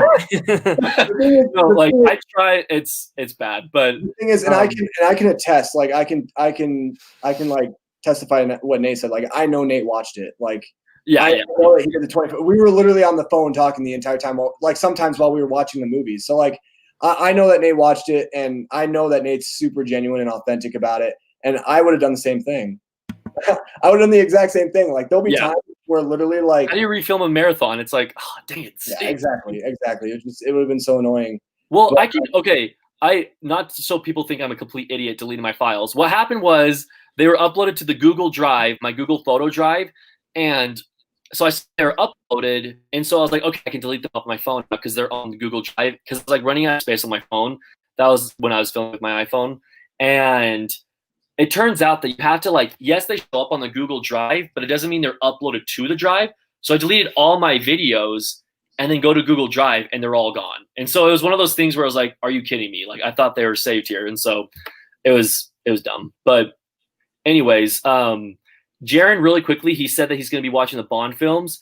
Jaron, that category for us, or for me at least, that was a movie you've been wanting to see forever, but just haven't watched it. And I really like that category too, because it kind of forces you to finally like come to terms and watch the movie you've been meaning to watch. And for me, it was Dr. No. I'd never seen any Bond film outside of the Daniel Craig ones. And so that's good.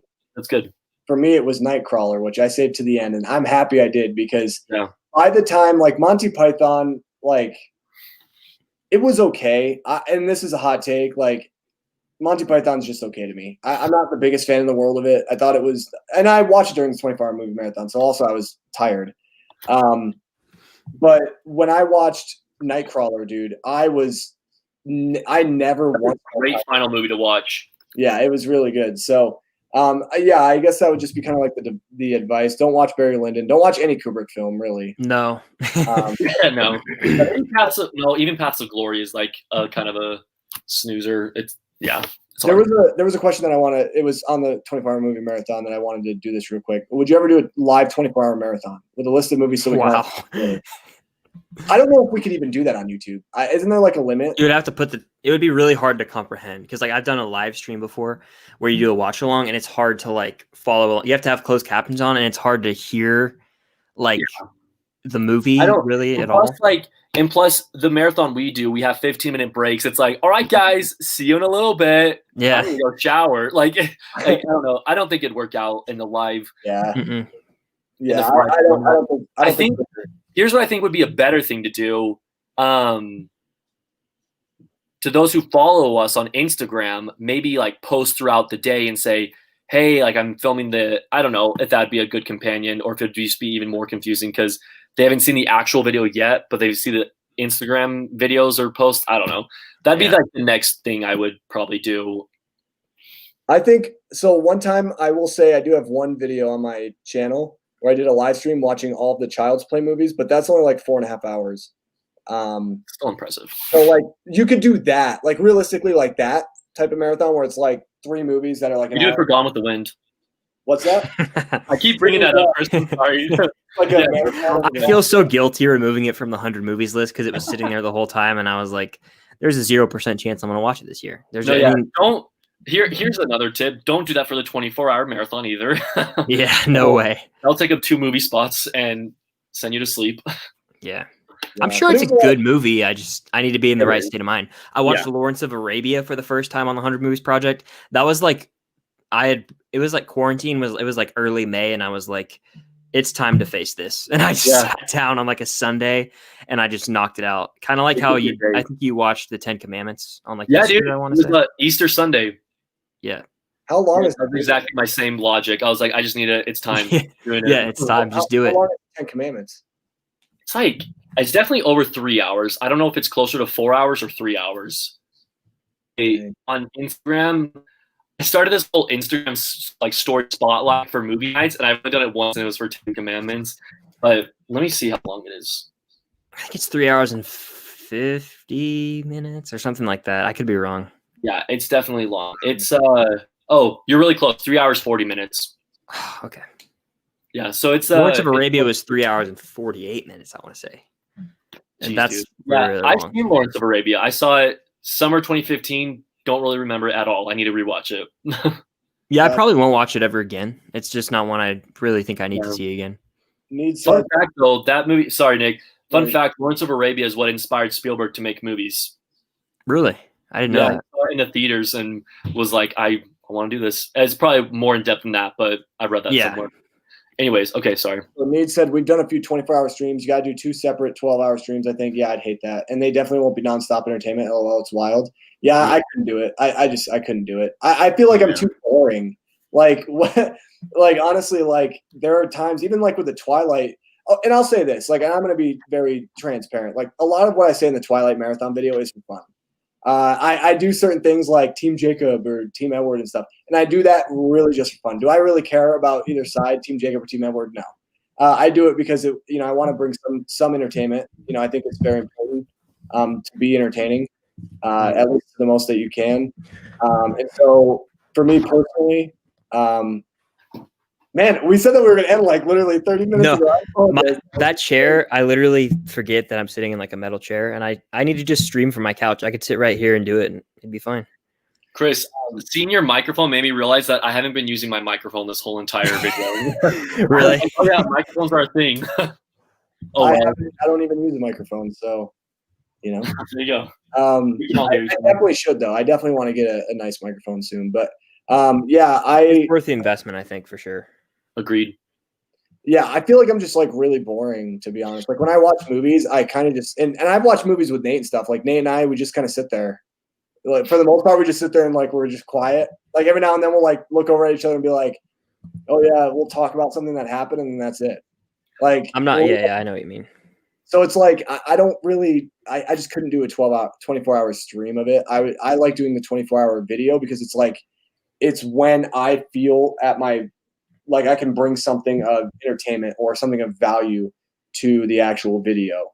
And I like editing. I really like editing. That's like the best part. I love the editing. It's a lot of fun, yeah. I found out, if we're just like talking here about random stuff about our channels kind of too. Yeah. I enjoy like vlog style videos significantly more. Like where I can just like record it, and it's like the now playing thing that I do is the most fun I've ever had making videos, and I can't wait to keep doing them. Like I look forward to doing those every single week. And I'm happy that I finally found that thing for my channel where I'm like, I don't have to worry about the mic recording properly. Like I don't even have to use a mic, and like I don't really even care if anyone thinks the audio is worse. Like I'm just having fun with it. Yeah, no, I totally agree. I totally agree with that. That's even like, oh, go ahead, Nick. No, I was gonna say that's how I feel about like when I do like I've done the movie vlogs or whatever. Even the one with like my wife, I thought that was funny because everyone for the longest time is like, "You've never shown us your wife on camera," and they'll like make jokes like, "I bet she doesn't exist," and I'm like, "Oh, believe me, she exists." Nate has met her a bunch of times, and then like I do one video with her, and like Michaela's like not even having it. Michaela's just like, eh. Like we're right now we're watching all the Pixar movies like one a week.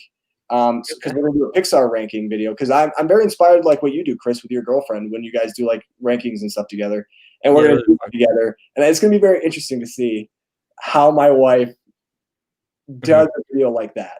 I know she can do really well. She loves Pixar and stuff. I'm not worried about that. It's just gonna be very, very interesting because, and I know Nate even commented on my Twilight marathon video about. Inside joke that he's not sharing with us. So there's an inside joke in the video where I tell Michaela one of the lines that Edward says to Bella, and she goes, "Oh, it's not that bad. It's better than," and then I cut it off. What happened is I said something when we were dating that was a complete joke. I just said, "Oh no," this, and she'll sometimes like use it in a lot of different instances and kind of say like that was like one of the first pickup lines I said to her. And I was like, no. I said it before I even said that I was going to say it. I said, "This is a joke." So I said it on video and I'm like, no, I can't have that in there. People are going to think I'm freaking weird. Because I literally said like, and I'll just say it because we're just say it. I told her when we were dating, I said, "Okay, imagine if I said this to you. I walked up to you and said, if you were a booger, I'd pick you first." Because I don't know where I heard that line from. I heard that's from somebody that like, your dad. I don't know, literally like maybe a day or two before. And she hated that I said that. And so it's like a running joke. She'll always say that I always say that, like as my first pickup line, but I'm like, it's a joke, Mikhail. I said, literally, do not take this seriously. It is literally a joke. And so it says it on camera. I'm like, no, I don't want people knowing that I said that because people are going to freaking think I'm weird or something, man. That's so funny. Yeah, Chris, if you're wondering what part of the video that happens, just go to the comments because I put a timestamp and I'm like, what did Michaela say? Yeah, that's good. I'm going to have to look into that. Yeah. I think I actually do have to go, guys. I have a class at 7:45 in the morning. Oh, you're good. Yeah, we can end it anyway. Early, yeah. We've been talking for a while. I feel like this is the return of the king of live streams, and I'm not complaining. Yeah, this was great. Thanks for letting me crash. Although you guys didn't even like let me, I just kind of did it. Dude, you're always welcome, Nate. You know that. You can always come. Thanks. Anyway, guys, thank you so much for watching. Yeah, go check out Nate and Chris's channels. Chris's is linked down below, and Nate, we've done a ton of videos. You can find one of our videos that we've done, and his channel is linked down below in one of those videos. There'll be more content coming from all three of us this October. There'll be collabs that we'll do eventually all together, and just stay tuned. There's some really fun things in the works. I'll have a video up tomorrow where I talk about Enola Holmes. So if you're excited about that, nice. yeah. Anyway, guys, thank you so much for watching, and we will see you guys on the next. We'll see you guys next time. See you guys. See ya.